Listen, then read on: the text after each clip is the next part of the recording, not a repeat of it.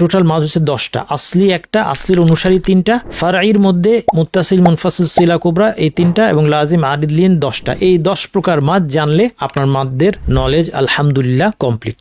আরবি 29টি হরফের মধ্যে কিছু কিছু হরফ আছে যেগুলোকে একটু টেনে পড়তে হয়। এই টেনে পড়াটা এটা ভাষার অংশ। এই টেনে পড়াকে মাদ বলা হয়। কয়টি হরফে মাদ হবে? মৌলিকভাবে 3টা হরফ বলা যায়, কিন্তু আরেকটু ভেঙে দেখলে আমরা দেখব যে 5টি হরফ আছে যেগুলোতে টান বা মাদ হবে। প্রথম যে মাদের হরফ এবং যেটা শুধুই মাদের হরফ, অর্থাৎ মাদ ছাড়া বা টানা ছাড়া এটার অন্য কোনো ভূমিকা নাই, সেটা হচ্ছে আলিফ। ক্বালাত, এখানে কফের পরে আলিফ আছে, এই আলিফটাকে আমাদের টেনে বলতে হলো ক। যদি আলিফটা আমরা না পড়তাম তাহলে আমরা পড়তাম কলাত, কলাত। যদি আমরা এখানে না টানতাম তাহলে আলিফের আর কোনো অস্তিত্ব থাকতো না, তখন আমরা এটাকে পড়তাম কলাত এবং সম্পূর্ণ ভিন্ন একটা অর্থ হতো সেক্ষেত্রে। দ্বিতীয় যে উদাহরণ, এখানে আলিফকে তার মৌলিক দৈর্ঘ্য থেকে আমরা আরেকটু বাড়াতে পারছি হামজার কারণে, যা। তৃতীয় যে উদাহরণটা, এখানে আমরা আলিফটাকে আরেকটু বেশি টানতে পারবো, 3 আলিফ পর্যন্ত ম্যাক্সিমাম যেটা লিমিট টানা, সেই লিমিট পর্যন্ত আমরা নিতে পারবো, কারণ এই শব্দে আলিফের পরের হরফে একটা সুকুন আছে। এই যে লম্বা টানটা আমরা করলাম এটাই হচ্ছে আলিফ। এখানে টান হলো আলিফের কারণে, আর আলিফের পরে সুকুন থাকায় সেটা টানটা, আলিফের বেসিক টানটা বর্ধিত হয়ে গেল আনা। দ্বিতীয় যে মাদ্দের হরফ সেটা হচ্ছে ওয়াও। ওয়াও হরফটা মাদ্দের জন্য ব্যবহৃত হবে কখন? যদি ওয়াও সাকিন অবস্থায় থাকে, অর্থাৎ ওয়াওয়ের উপর সুকুন বা জজম আছে এবং এর পূর্বের হরফটা পেশ। তৃতীয় যেই মাদ্দের হরফ সেটা হচ্ছে ইয়া সাকিন, পূর্বে জের। ইয়া শুধুমাত্র টানের জন্য আসে এমন নয়, ইয়ার সাথে জবর, জের, পেশ থাকতে পারে, সেই ক্ষেত্রে এটা মাদ্দের ইয়া হবে না। মাদ্দের ইয়া বা টানের জন্য ইয়া কখন ব্যবহৃত হবে? যখন ইয়ার উপর সুকুন থাকবে এবং পূর্বের হরফে জের থাকবে। 4 নম্বর ওয়াও সাকিন, পূর্বে জবর, এবং 5 নম্বর ইয়া সাকিন, পূর্বে জবর। এটাকে লিনের ওয়াও এবং লিনের ইয়া বলা হয়। লিনের ওয়াও কি? এটা হচ্ছে প্রথম প্রশ্ন। ওয়াও সাকিন, পূর্বে জবর। আচ্ছা, মাদ্দের ওয়াও কোনটা ছিল? ওয়াও সাকিন, পূর্বে পেশ, আর এটা ভিন্ন, এটা ওয়াও সাকিন, পূর্বে হরফে জবর আছে, এটা লিনের ওয়াও। লিনের ওয়াও কি সবসময় টানা হয়? না, লিনের ওয়াও শুধুমাত্র টানা হবে যদি পরের হরফটায় সুকুন দিয়ে আমরা থামি। যেমন ফালা খাউফ। হরকতওয়ালা 2টা হরফ পড়তে যে সময় লাগে, এই সময়ের দৈর্ঘ্যটাই হচ্ছে এক আলিফ মাদ্দের দৈর্ঘ্য বা সবচেয়ে বেসিক মাদ্দের দৈর্ঘ্য। আলহামদুলিল্লাহি রাব্বিল আলামিন ওয়া সাল্লাল্লাহু ওয়া সাল্লাম আলা নবিয়িনা মুহাম্মদ ওয়া আলা আলিহি ওয়া সাহবিহি আজমাইন। আমাদের তাজবিদ কোর্সের অত্যন্ত গুরুত্বপূর্ণ আলোচনা আজকে মাদ নিয়ে। মাদ বা টান এই সম্পর্কে আমরা আজকে কমপ্লিট একটা আলোচনা করার চেষ্টা করবো ইনশাআল্লাহ। আসুন আজকে আমরা আমাদের মূল আলোচনায় চলে আসি। আরবি 29টি হরফের মধ্যে কিছু কিছু হরফ আছে যেগুলোকে একটু টেনে পড়তে হয়। এই টেনে পড়াটা আরবি ভাষায় এটা ভাষার অংশ। এই টেনে পড়াকে মাদ বলা হয় এবং এই মাদ্দের কিছু হরফ আছে। এই মাদ্দের হরফগুলো অপশনাল না। আমরা অন্যান্য ভাষার অভিজ্ঞতা থেকে আমাদের মনে হতে পারে যে কোনো একটা অক্ষরে আমি কোথায় টান দিলাম তাতে আমার বড় কোনো পরিবর্তন হচ্ছে না, কিন্তু আরবিতে এই বিষয়টা অত্যন্ত গুরুত্বপূর্ণ, কারণ এই টানটাই একটা হরফ। কাজেই আপনি যদি বলেন মাথা, আপনি যদি বলতে চান মাথা মানে হচ্ছে কখন, আপনারা খেয়াল করছেন যে তায়ের পরে গিয়ে আমি টান দিচ্ছি মাথা, আমি বলতে চাচ্ছি কখন। কিন্তু আমি যদি টানটা আগে নিয়ে আসি, আমি যদি বলি মাতা, মাতা বললে সম্পূর্ণ ভিন্ন একটা অর্থ হবে। মাতা বললে বোঝা যাবে কেউ একজন মারা গিয়েছে। মাথা, মাতা। ইন্নাকা লাতাহদি, ইন্নাকা লাতাহদি, আপনি অবশ্যই হেদায়েত দিয়ে থাকেন। ইন্নাকা লা তাহদি, আপনি হেদায়েত দিতে পারবেন না। লা টান ছাড়া, লা টান সহ, মাদ ছাড়া মাদ সহ। তাহলে এই মাদ্দের বিষয়টা অত্যন্ত গুরুত্বপূর্ণ। 29টা হরফের মধ্যে সবগুলি হরফেই মাদ হবে না। কয়টি হরফে মাদ হবে? কেউ যদি বলে 3টা, এই উত্তরটাকে সঠিক বলা যায়, কিন্তু আরেকটু স্পেসিফিক হবে কেউ যদি বলে 5টা। মৌলিকভাবে 3টা হরফ বলা যায়, কিন্তু আরেকটু ভেঙে দেখলে আমরা দেখব যে 5টি হরফ আছে যেগুলোতে টান বা মাদ হবে। আসুন একটা একটা করে প্রথমেই এগুলো দেখে নিই। মাদ্দের আলোচনা, মাদ্দের প্রকারভেদ, এর বিধান, কোনটা কতটুকু, দৈর্ঘ্য কতটুকু, কোনটা টানতেই হবে, কোটা না টানলেও ক্ষতি নাই, মানে টানতেই হবে বলতে তাজউইদের সংজ্ঞায়। এই বিষয়গুলো দেখার আগে আমরা মাদ্দের হরফগুলো একটু উদাহরণ দিয়ে দেখি। প্রথম যে মাদ্দের হরফ এবং যেটা শুধুই মাদ্দের হরফ, অর্থাৎ মাদ ছাড়া বা টানা ছাড়া এটার অন্য কোনো ভূমিকা নাই, সেটা হচ্ছে আলিফ। এখানে আপনাদের সামনে আলিফ দিয়ে 3টা শব্দ দেখানো আছে। 3টা শব্দ নিয়ে এসেছি এই জন্য যে বিভিন্ন পরিমাণের মাদ, বিভিন্ন দৈর্ঘ্যের মাদ্দের ক্ষেত্রে আলিফের উচ্চারণটা আপনাদেরকে দেখানোর জন্য আমরা 3টা উদাহরণ নিয়ে আসছি। আমরা দৈর্ঘ্য সম্পর্কে পরে আলোচনা করছি, কিন্তু এখন উদাহরণের মধ্যে আমরা দেখব যে আলিফকে 1 আলিফ টানলে কী হয়, একে 2 আলিফ পরিমাণ টানলে কী হয়, একে 3 আলিফ পরিমাণ টানলে কী হয়। এই জন্য 3টা শব্দ আপনাদের সামনে নিয়ে আসা হয়েছে। প্রথম শব্দটা হচ্ছে ক্বালাত। এখানে কফের পরে আলিফ আছে, এই আলিফটাকে আমাদের টেনে বলতে হলো ক। যদি আলিফটা আমরা না পড়তাম তাহলে আমরা পড়তাম কলাত, কলাত। যদি আমরা এখানে না টানতাম তাহলে আলিফের আর কোনো অস্তিত্ব থাকতো না, তখন আমরা এটাকে পড়তাম কলাত এবং সম্পূর্ণ ভিন্ন একটা অর্থ হতো, সেক্ষেত্রে সম্পূর্ণ ভিন্ন অর্থ। তো সেই জন্য আল কোরআন তেলাওয়াতের ক্ষেত্রে এই বিষয়টা অত্যন্ত গুরুত্বপূর্ণ। কেউ কলাতকে কলাত পড়ে ফেললে টান ছাড়া একটা বড় ধরনের একটা ভুল হয়ে গেল। আচ্ছা, এটা হচ্ছে মাদ্দের হরফ আলিফ। দ্বিতীয়টাও আলিফের উদাহরণ। এই জায়গায় আলিফের পর একটা হামজা এসেছে, একটু পরে আমরা দেখব যে হামজা আসা হচ্ছে মাদ বর্ধিত হওয়ার কারণ, ফলে এটাকে আমরা 2 আলিফ টানবো। আমরা একটু বেশি করে টেনে আমরা বলবো যা।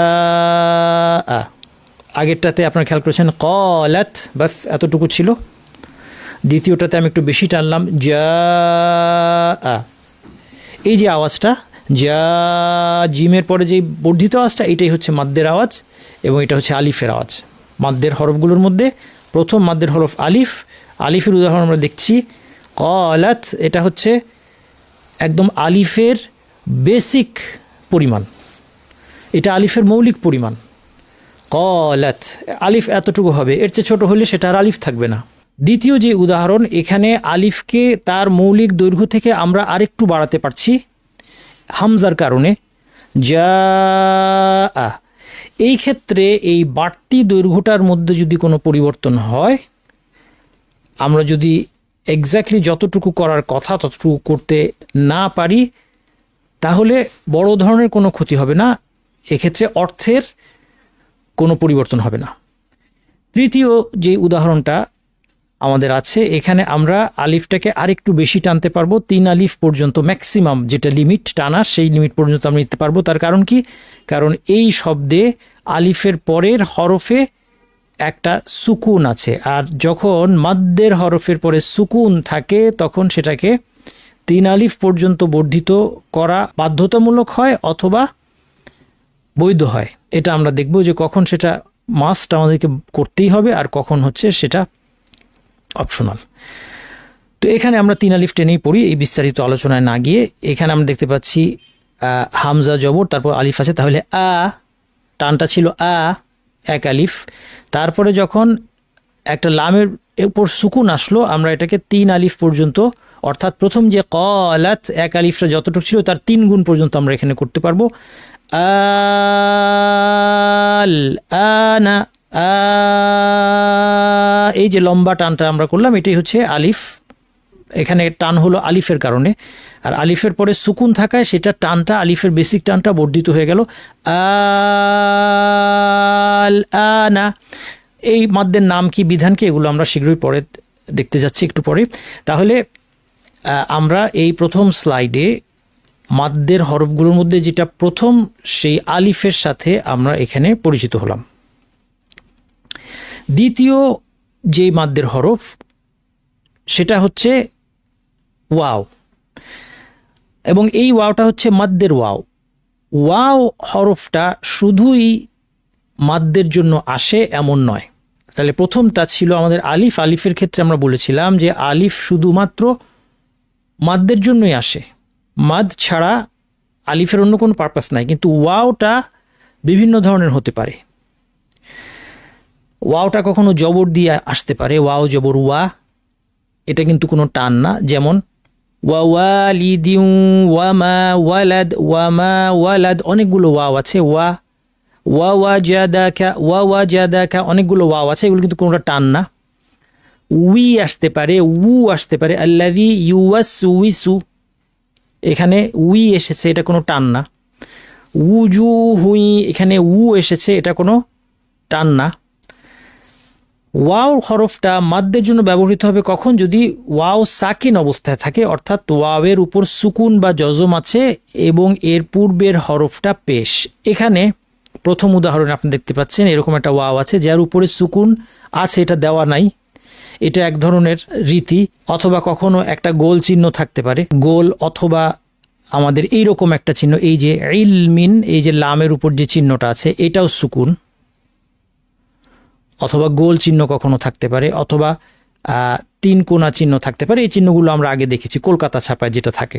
তো যাই হোক, এখানে ওয়াওটা কোনো চিহ্ন ছাড়া লেখা হয়েছে, এটাকে আমরা সুকুন ধরতে হবে। আমরা তাহলে এই ওয়াওটাকে, এটা দেখতে পাচ্ছি আমরা এখানে ওয়াও সাকিন আছে, এবং ওয়াও সাকিনের পূর্বে যে হরফটা দালের উপর একটা পেশ আছে, তাহলে ওয়াও সাকিন পূর্বের হরফে পেশ, এই ওয়াওটাকে বলা হচ্ছে মাদ্দের ওয়াও।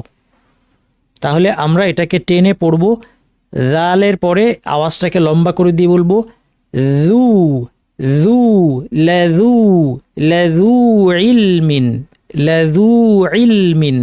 আচ্ছা, এটা গেল, এটা হচ্ছে আমাদের মাদ্দের ওয়াও, অর্থাৎ ওয়াও সাকিন পূর্বে পেশ, এর বেসিক দৈর্ঘ্য। এটাকে যদি এরপরে হামজা আসে তাহলে আমরা আরেকটু লম্বা করতে পারবো, 2 আলিফ পরিমাণ, ডাবল, আগে যতটুকু ছিল এর ডাবল করব। যেমন এই শব্দটা আছে এখানে, এই জন্য এই যে লম্বা টান হবে, এটা এই ঢেউ দিয়ে বোঝানো হচ্ছে। এটাকে আমরা 2 আলিফ টেনে পড়ব, সু আল আযাব। তৃতীয় উদাহরণে আমরা তা'বুদুনা শব্দে যখন আমি থেমে যাচ্ছি তখন নুনে সুকুন দিয়ে থামছি, এই জন্য আমরা এখানে মাদ্দের ওয়াও আছে। কিভাবে বুঝলাম মাদ্দের ওয়াও? ওয়াও সাকিন, কারণ ওয়াওয়ের উপর কোনো চিহ্ন নাই, এটা সাকিন ধরবো আমরা এই ফন্টে। তার পূর্বের হরফটা দাল পেশ দু, ওয়াও সাকিন পূর্বে পেশ, তাহলে এটা মাদ্দের ওয়াও। আর যদি মাদ্দের ওয়াও হয় এটা টানতে হবে, টানতে হবে। এটা হচ্ছে মৌলিক পরিমাণ, বেসিক এতটুকু টানতেই হবে। আচ্ছা, বেসিক পরিমাণটা কিভাবে আমরা বুঝবো? শুনে শুনে, আরবদের কাছ থেকে শুনে শুনে, অথবা আল কোরআনের শিক্ষকদের কাছ থেকে শুনে শুনে আমরা বুঝতে পারি যে মাদ্দের এই বেসিক পরিমাণটা কতটুকু। এটা হচ্ছে বেসিক। কিন্তু এখানে আমরা যখন তা'বুদুন শেষে নুনের উপর সাকিন দিয়ে সুকুন বা জজম দিয়ে থামছি, তখন এটাকেই আমরা আরেকটু বাড়িয়ে আমরা 3 আলিফ পর্যন্ত করতে পারবো। তাহলে 3 আলিফ পর্যন্ত একটু লম্বা করে দিয়ে আমরা বলবো তা'বুদুন।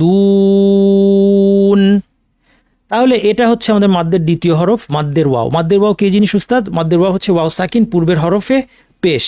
সেই মাদ্দের পরিমাণটা কতটুকু? বেসিক পরিমাণটা 1 আলিফ, যেমন প্রথম উদাহরণে লাযু ইলমিন।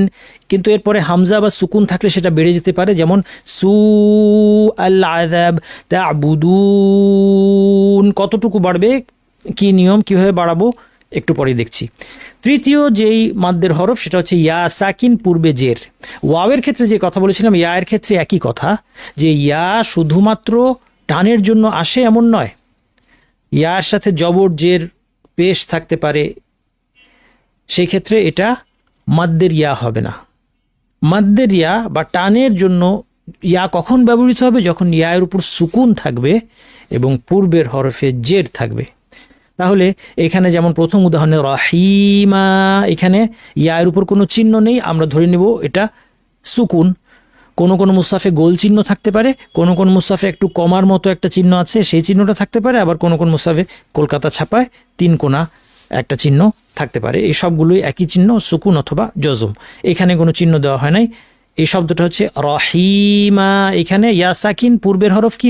হাতে কি আছে? জের। তাহলে এটা মাদ্দের ইয়া, হি টেনে পড়তে হবে, হি রহিমা।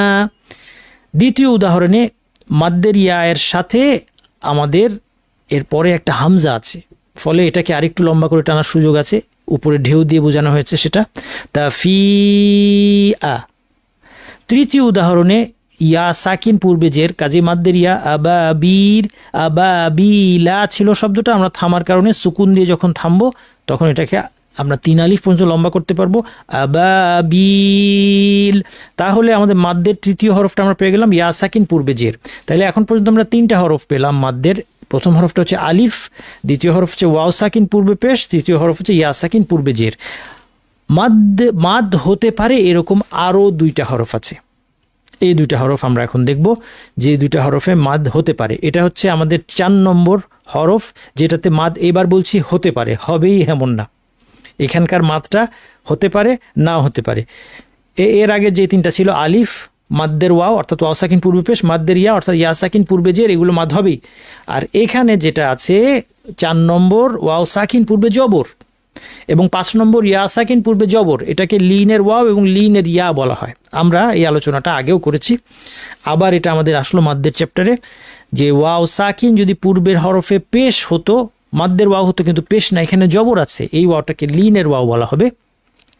এবং ইয়া সাকিনের ক্ষেত্রেও একই, পরের উদাহরণে আমরা দেখব। পরের উদাহরণে ইয়া সাকিনে পূর্বে যদি জবর থাকে এটা লিনের ইয়া হবে। এই ক্ষেত্রে মাদ হতে পারে, নাও হতে পারে। এখন এই জন্য আমি 2টা উদাহরণ এনেছি, কারণ সবসময় এটা মাদ হবে না। যেমন আমরা এই যে ওয়াও সাকিন পূর্বে জবর আছে লিনের ওয়াও, এই ওয়াওটাকে আমরা নর্মালি টানবো না, শুধুমাত্র একটা ক্ষেত্রে টানবো, যদি পরে সুকুন আসে। যেমন আমি যদি এই আয়াতটা পড়ে যাই, ফালা খাউফুন আলাইহিম, আমাকে না টেনে পড়তে হবে, এখানে টানার কোনো সুযোগ নাই। ফালা খাউ, নরম করে ওয়াওটা বলবো, ফালা খাউফুন আলাইহিম। কেন টানবো না? কারণ এর পরের হরফে পেশ আছে, ফুন, 2 পেশ। দ্বিতীয় উদাহরণও তাই, খাউফান ওয়া তামা, খাউফান, ওয়াও সাকিন পরের পূর্বের জবর, তার মানে লিনের ওয়াও কিন্তু পরে আবার জবর আছে, কাজে এখানেও টানার কোনো প্রশ্ন নাই। কারণ আমরা বলেছি যদি পরে সুকুন আসে তাহলে টানার সুযোগ আছে, সুকুন না থাকলে টানার কোনো প্রশ্ন নাই। তাহলে আমরা দেখতে পাচ্ছি যেটা, যে লিনের ওয়াও হরফটা সবসময় টানা হবে এমন না, শুধুমাত্র পরে সুকুন থাকলে একে টানা হবে। আচ্ছা, এবার আমরা যদি ধরা যাক এই প্রথম উদাহরণে, তাহলে এই 2টা উদাহরণ এখন যেভাবে আছে তাতে টানার কোনো সুযোগ নাই। ফালা খাউফুন আলাইহিম, দ্বিতীয়টা খাউফান ওয়া তামা। কিন্তু এখন আমরা প্রথম উদাহরণে যদি ফালা খাউফ বলে আমরা থেমে যাই, দেখেন এখানে থামার একটা সুযোগ আছে। আমরা যদি ওয়াকফ করি তাহলে কি হবে?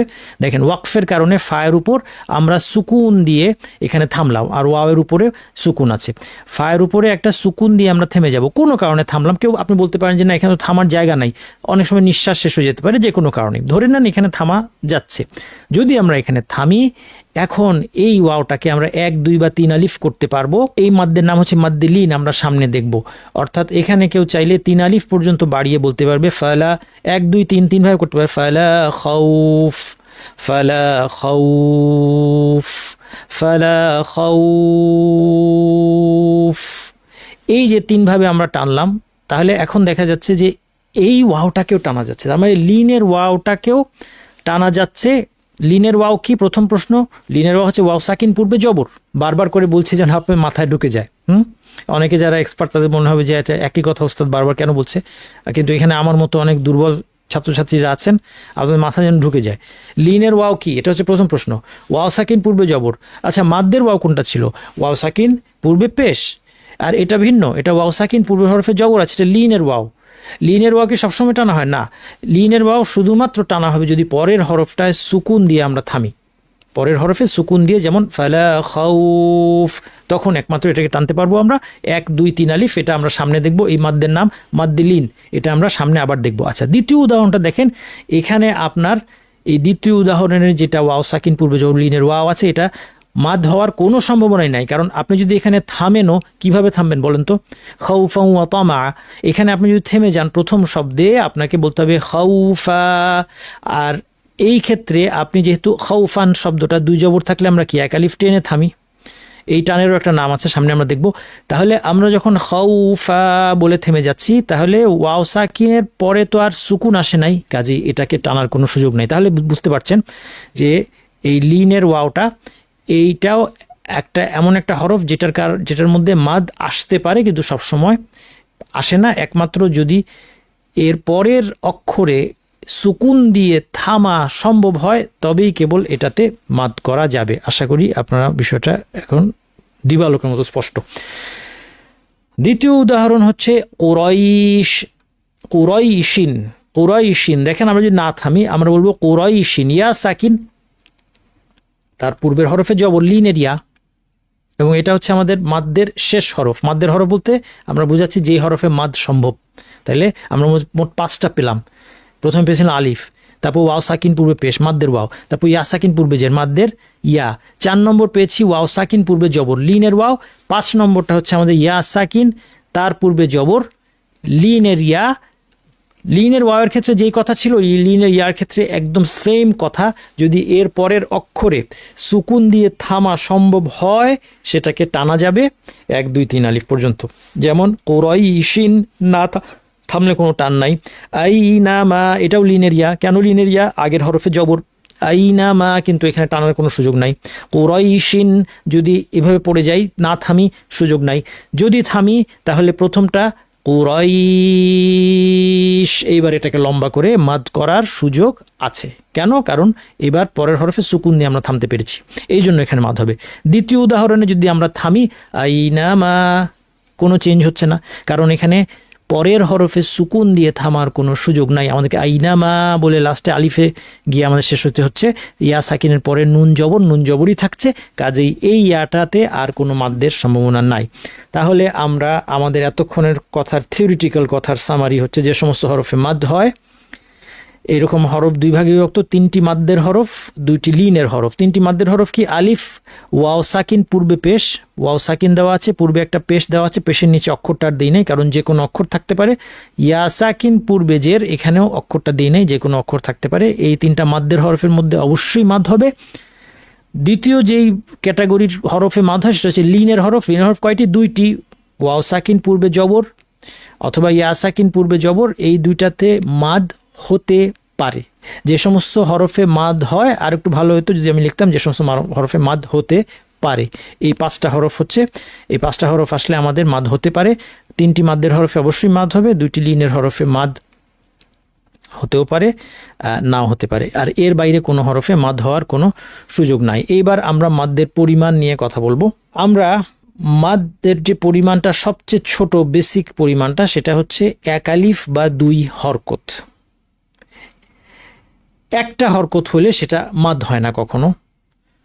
পাশাপাশি 2টা হরকত উচ্চারণ করতে যেই সময়ে প্রয়োজন এটা হচ্ছে সবচেয়ে সংক্ষিপ্ত মাদ্দের পরিমাণ। এই জন্য সবচেয়ে সংক্ষিপ্ত মাদ্দের সবচেয়ে ছোট ইউনিট হচ্ছে 2 হরকত বা 1 আলিফ। যেমন বা আলিফ বা, বা জবর তারপরে আলিফ। হ্যাঁ, অনেকে বলেন বা আলিফ জবর বা, অথবা কেউ বলতে পারে বা আলিফ বা অথবা বা জবর আলিফ বা, যেভাবে বলেন সমস্যা নাই।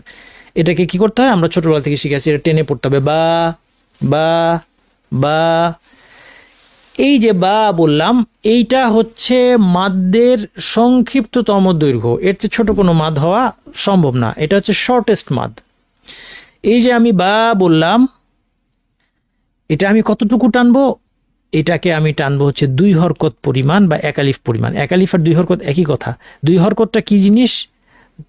2টা হরকত যুক্ত অক্ষর পড়তে যেই সময় লাগে। যেমন বা বা, আমি যদি 2টা বা পড়তাম, বা বা বলতে যতটুকু সময় লাগছে ততটুকু সময় ধরে আমরা বা বলবো। এখানে 2টা জবর হইতে এমন কথা নাই, এটা বু বু হইতে পারতো, বি বি অথবা বা বু অথবা বু বি, অনেক কিছু হইতে পারতো। মোট কথা হরকত মানে তো বোঝেন জবর জের পেশ। হরকতওয়ালা 2টা হরফ পড়তে যেই সময় লাগে সেই সময়টাই হচ্ছে গিয়ে, সেই দৈর্ঘ্যটাই হচ্ছে 1 আলিফ। এই সময়ের দৈর্ঘ্যটাই হচ্ছে 1 আলিফ মাদ্দের দৈর্ঘ্য বা সবচেয়ে বেসিক মাদ্দের দৈর্ঘ্য। আচ্ছা, আশা করি এটা বোঝাতে পারলাম। দ্বিতীয়, এখানে দেখেন আমরা মাদ হতে পারে 2 থেকে 6 হরকত, কিন্তু আমরা সবগুলো দেখব না এখানে, কারণ আমাদের যে সিস্টেম আমরা তিলাওয়াত করি আমাদের সিস্টেমের সুবিধা আছে 1 আলিফ 2 আলিফ 3 আলিফ, এই 3টা দেখলেই আমাদের চলবে। যদি হরকতের হিসেবে আমি যাই, আমরা একটু পরেই দেখব যে 2 হরকত, 3 হরকত, 4 হরকত, 5 হরকত, 6 হরকত পর্যন্ত মাদ হতে পারে। এর চেয়ে ছোট বা বড় কোনো মাদ পৃথিবীতে নাই। 2 হরকত যেটা আমরা প্রথমে দেখালাম সবচেয়ে ছোট, বা এটাই হচ্ছে 2 হরকত, যেটার পরিমাণ কতটুকু, বা বা বলতে যতক্ষণ লাগে। এর চেয়ে যদি আরেকটা হরফ বাড়ান, বা বা বা, তাহলে এটা 3 হরকত। 4টা যদি নেন, বা বা বা বা, এটা হচ্ছে যতক্ষণ লাগলো, এটাই 4 হরকত। 5টা যদি নেন, বা বা বা বা বা, এটাই হচ্ছে 5 হরকত। যদি 6টা নেন, বা বা বা বা বা বা, এটাই হচ্ছে 6 হরকত, সবচেয়ে দীর্ঘ। তাহলে 2, 3, 4, 5, 6 হরকত, 5 ধরনের মাদ সম্ভব।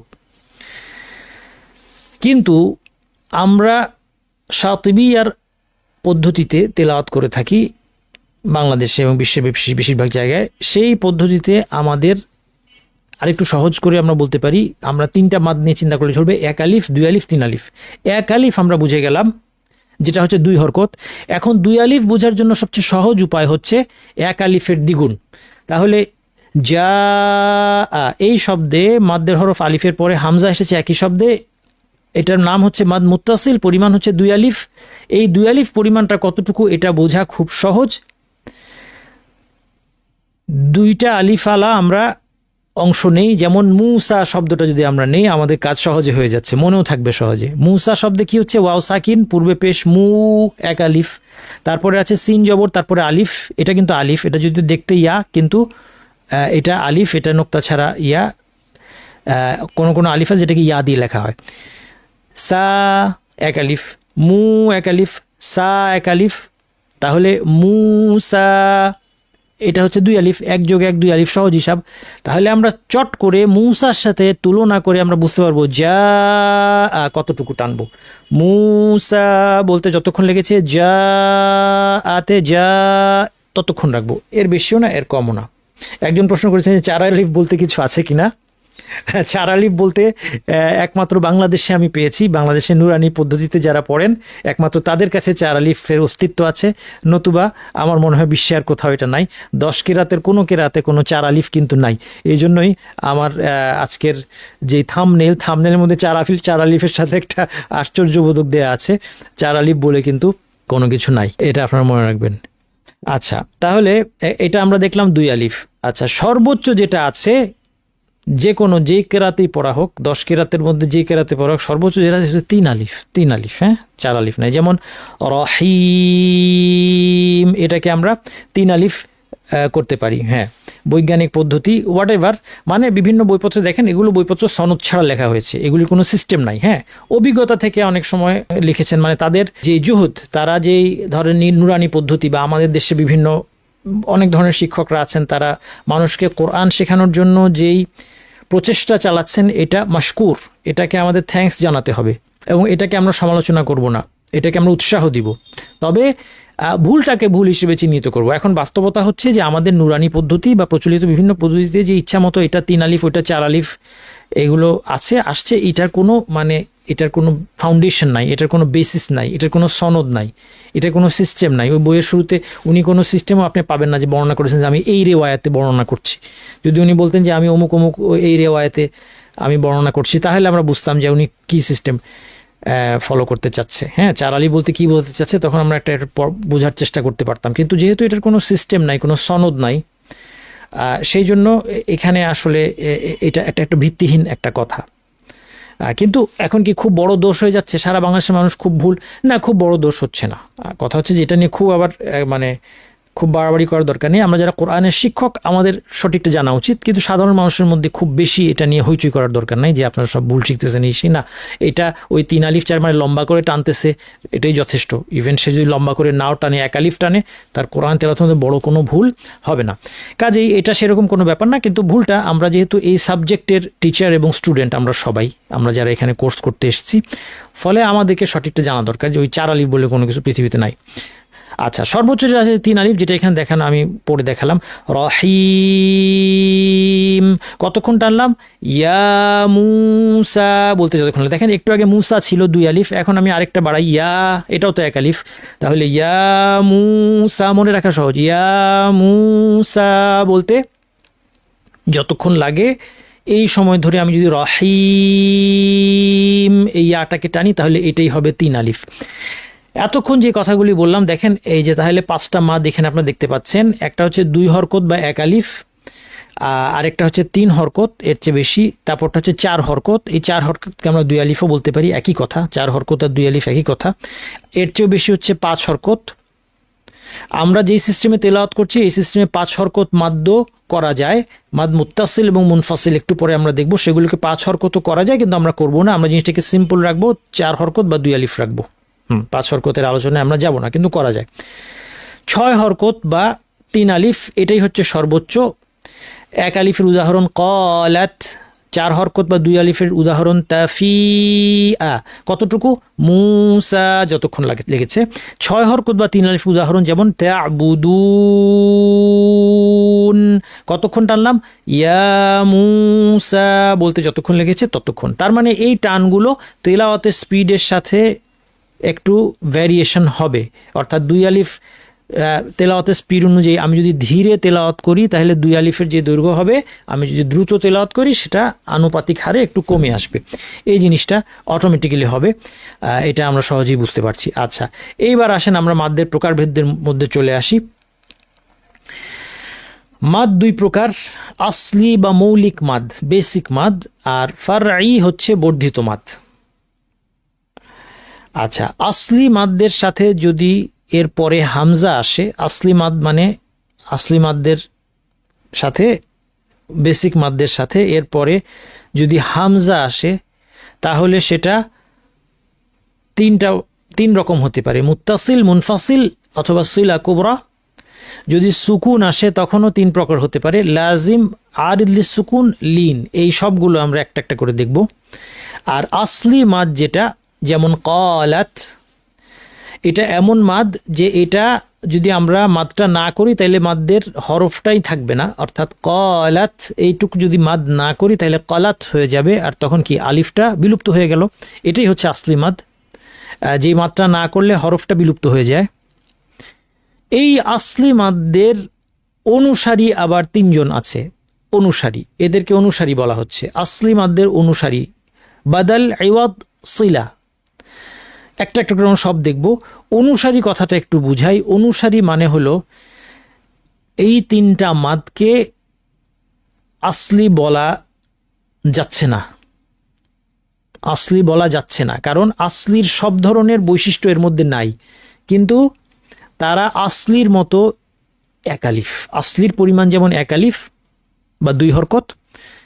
এই 3 জন বাদাল, ইওয়াদ, সিলা, এদের পরিমাণটা, মিকদার বা পরিমাণটা যেহেতু আসলির মতো 1 আলিফ, সেই জন্য এদেরকে আমরা আসলি না বলে বলছি এরা হচ্ছে আসলির অনুসারী। এটাকে বলা হয় মুলহাক, আরবিতে বলে মুলহাক বিল মাদ্দিল আসলি, মুলহাক বিল মাদ্দিল আসলি।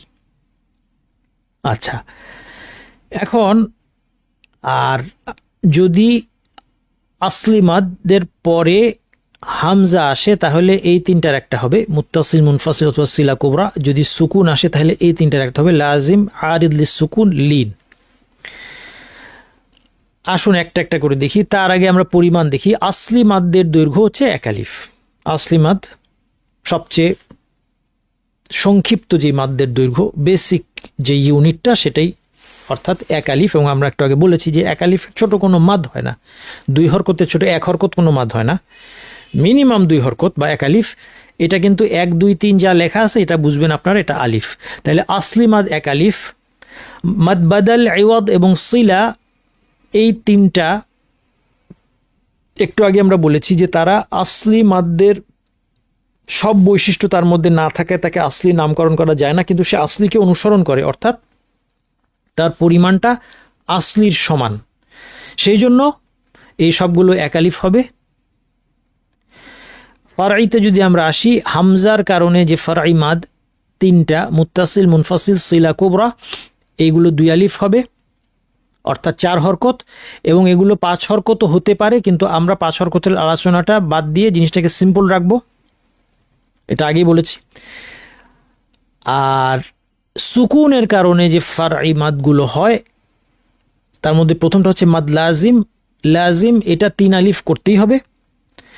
আর 2টা হচ্ছে আরিদ লিস সুকুন, সংক্ষেপে আরিদ লিখেছি, অনেকে বাংলায় আরজি বলে, আরজি। হ্যাঁ, আরিদকে মানে সিম্পলিফাই করতে করতে অপভ্রংশ হয়ে হয়ে বাংলায় আরজি হয়ে গেছে, আরজি না, এটা বদ দিয়ে আরিদ, আরিদ লিস সুকুন, আরিদ লিস সুকুন। এটা 1 অথবা 2 অথবা 3 আলিফ 3 ভাবে করা যায়। আরেকটা আছে মাদলিন, এটাও 1, 2 অথবা 3 আলিফ 3 ভাবে করা যায়। এটা অপশনাল, এটা 3 আলিফ করাটা অপশনাল, আপনি চাইলে 1 বা 2 আলিফ করতে পারেন। আরিদ লিস সুকুন তাও তাই। এই হচ্ছে, তাহলে আমাদের টোটাল মাদ হচ্ছে 10টা। আসলি একটা, আসলির অনুসারী 3টা, ফারাইর মধ্যে মুত্তাসিল, মুনফাসিল, সিলা কুবরা এই 3টা, এবং লাজিম, আরিদ, লিন 10টা। এই 10 প্রকার মাদ জানলে আপনার মাদদের নলেজ আলহামদুলিল্লাহ কমপ্লিট। আসুন আমরা একটা একটা করে দেখি। প্রথমে দেখুন আসলি মাদ্দের উদাহরণ আমরা দেখি। আসলি মাদ হচ্ছে যেই মাদটা, এটা 3টা হরফ দিয়ে হতে পারে আসলি মাদ। একটা হচ্ছে আলিফ, একটা হচ্ছে মাদ্দের ওয়াও, ওয়াও সাকিন পূর্বে পেশ, একটা হচ্ছে মাদ্দের ইয়া, ইয়া সাকিন পূর্বে জের, এবং এর পরে হামজাও থাকবে না, সুকুনও থাকবে না। কারণ এর পরে যদি আবার হামজা চলে আসে তখন সেটা ফারঈ মাদ হয়ে যাবে, মুত্তাসিল, মুনফাসিল এগুলো হয়ে যাবে।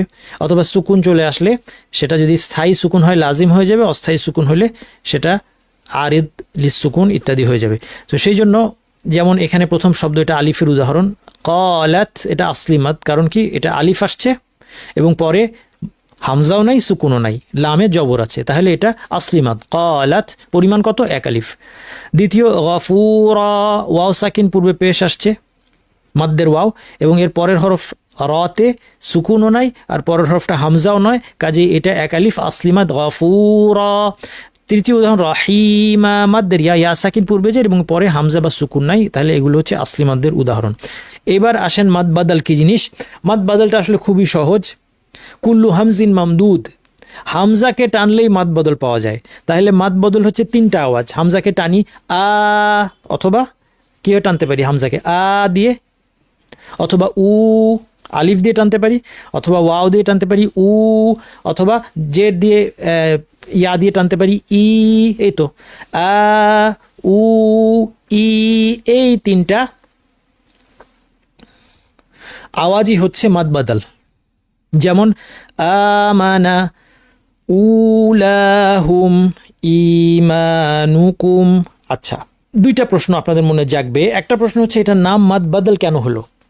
তার কারণ হচ্ছে বাদল শব্দটা বাংলায় যে বদল, আরবিতেও কিন্তু এটা একই বদল, হ্যাঁ, একই অর্থ, পরিবর্তন।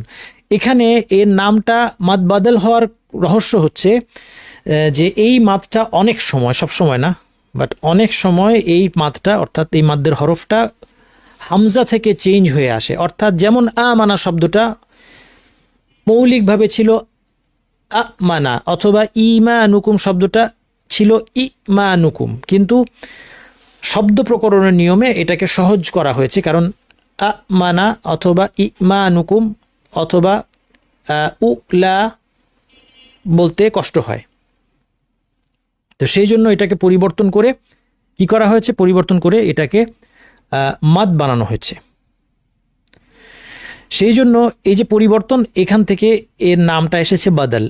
আমানা উলা, যেহেতু হামজা পরিবর্তন হয়ে এখানে আলিফ হয়েছে, এই জিনিসটা আপনারা বোঝা জরুরি না, কারণ এটা অন্য একটা সাবজেক্টের সাথে রিলেটেড, সরফ, এই সাবজেক্টের নাম শব্দ প্রকরণ। আচ্ছা, সবসময় কি মাদ বাদল এভাবেই আসছে না, এমন না, কিন্তু এটার নামকরণ হয়েছে এই জিনিসটার দিকে খেয়াল রেখে। আচ্ছা, ওকে, এখন আরেকটা যেটা দ্বিতীয়, এটা হচ্ছে বাদল নামকরণের কারণ। দ্বিতীয় যে প্রশ্নটা আপনাদের জাগবে সেটা হচ্ছে যে এটাকে কেন আসলি না বলে আসলির অনুসারী বললাম। কারণ এটা তো সব দিক থেকে দেখতে আমাদের আসলির মতোই লাগছে। আমরা আসলির সাথে একটু আগে যেটা বললাম সেটা কি কোনো পার্থক্য দেখতে পাচ্ছি আমরা? দৃশ্যমান কোনো পার্থক্য নাই, শুধু বলছেন আপনি যে প্রথম হরফটা হামজা হওয়ার কারণে এই নামটাকে আমরা ভিন্ন একটা নাম দিলাম। এখানে একটা ব্যাপার হচ্ছে, আসলে আমরা যে রিওয়ায়াত নিয়ে কথা বলছি হাফস রিওয়ায়াতে, এখানে কোনো আসলে আসলির সাথে এর কোনো পার্থক্য নাই, কিন্তু অন্যান্য বা অন্য একটা বিশেষভাবে রিওয়ায়াত আছে, সেটা হচ্ছে ওয়ার্শের রিওয়ায়াত, যেখানে এই মাদটা আবার দীর্ঘ হয়ে যায়। তো সেই জন্য যেহেতু অন্য রিওয়ায়াতে এটা মাদটা দীর্ঘ হয়ে যায়, যেমন ওয়ার্শ পড়লে এই আমানাকে 2 আলিফ বা 3 আলিফ পর্যন্ত লম্বা করতে পড়তে পারে, আমানা উলাহুম এভাবে পড়তে পারে, হ্যাঁ, ইমানুকুম। যেহেতু অন্য রিওয়ায়াতে এই মাত্রাকে লম্বা করার সুযোগ আছে, সেই জন্য এটা আসলির মতো হুবহু সেম হলো না, কারণ আসলি মাত্রা কোনো রেওয়ায়াতেই কি করার সুযোগ নেই, অতিরিক্ত বাড়ানোর সুযোগ নেই, কিন্তু শুরুতে হামজা চলে আসলে মাদ বাদাল সেটাকে অন্যান্য রেওয়ায়তে যেহেতু বাড়ানোর সুযোগ আছে, সেই জন্য সব রেওয়ায়তের কথা মাথায় রেখে এই বাদালকে আমরা বলছি যে এটা আসলির অনুসারী। এটাকে আসলি না বলে এটাকে আমরা বলছি আসলির অনুসারী।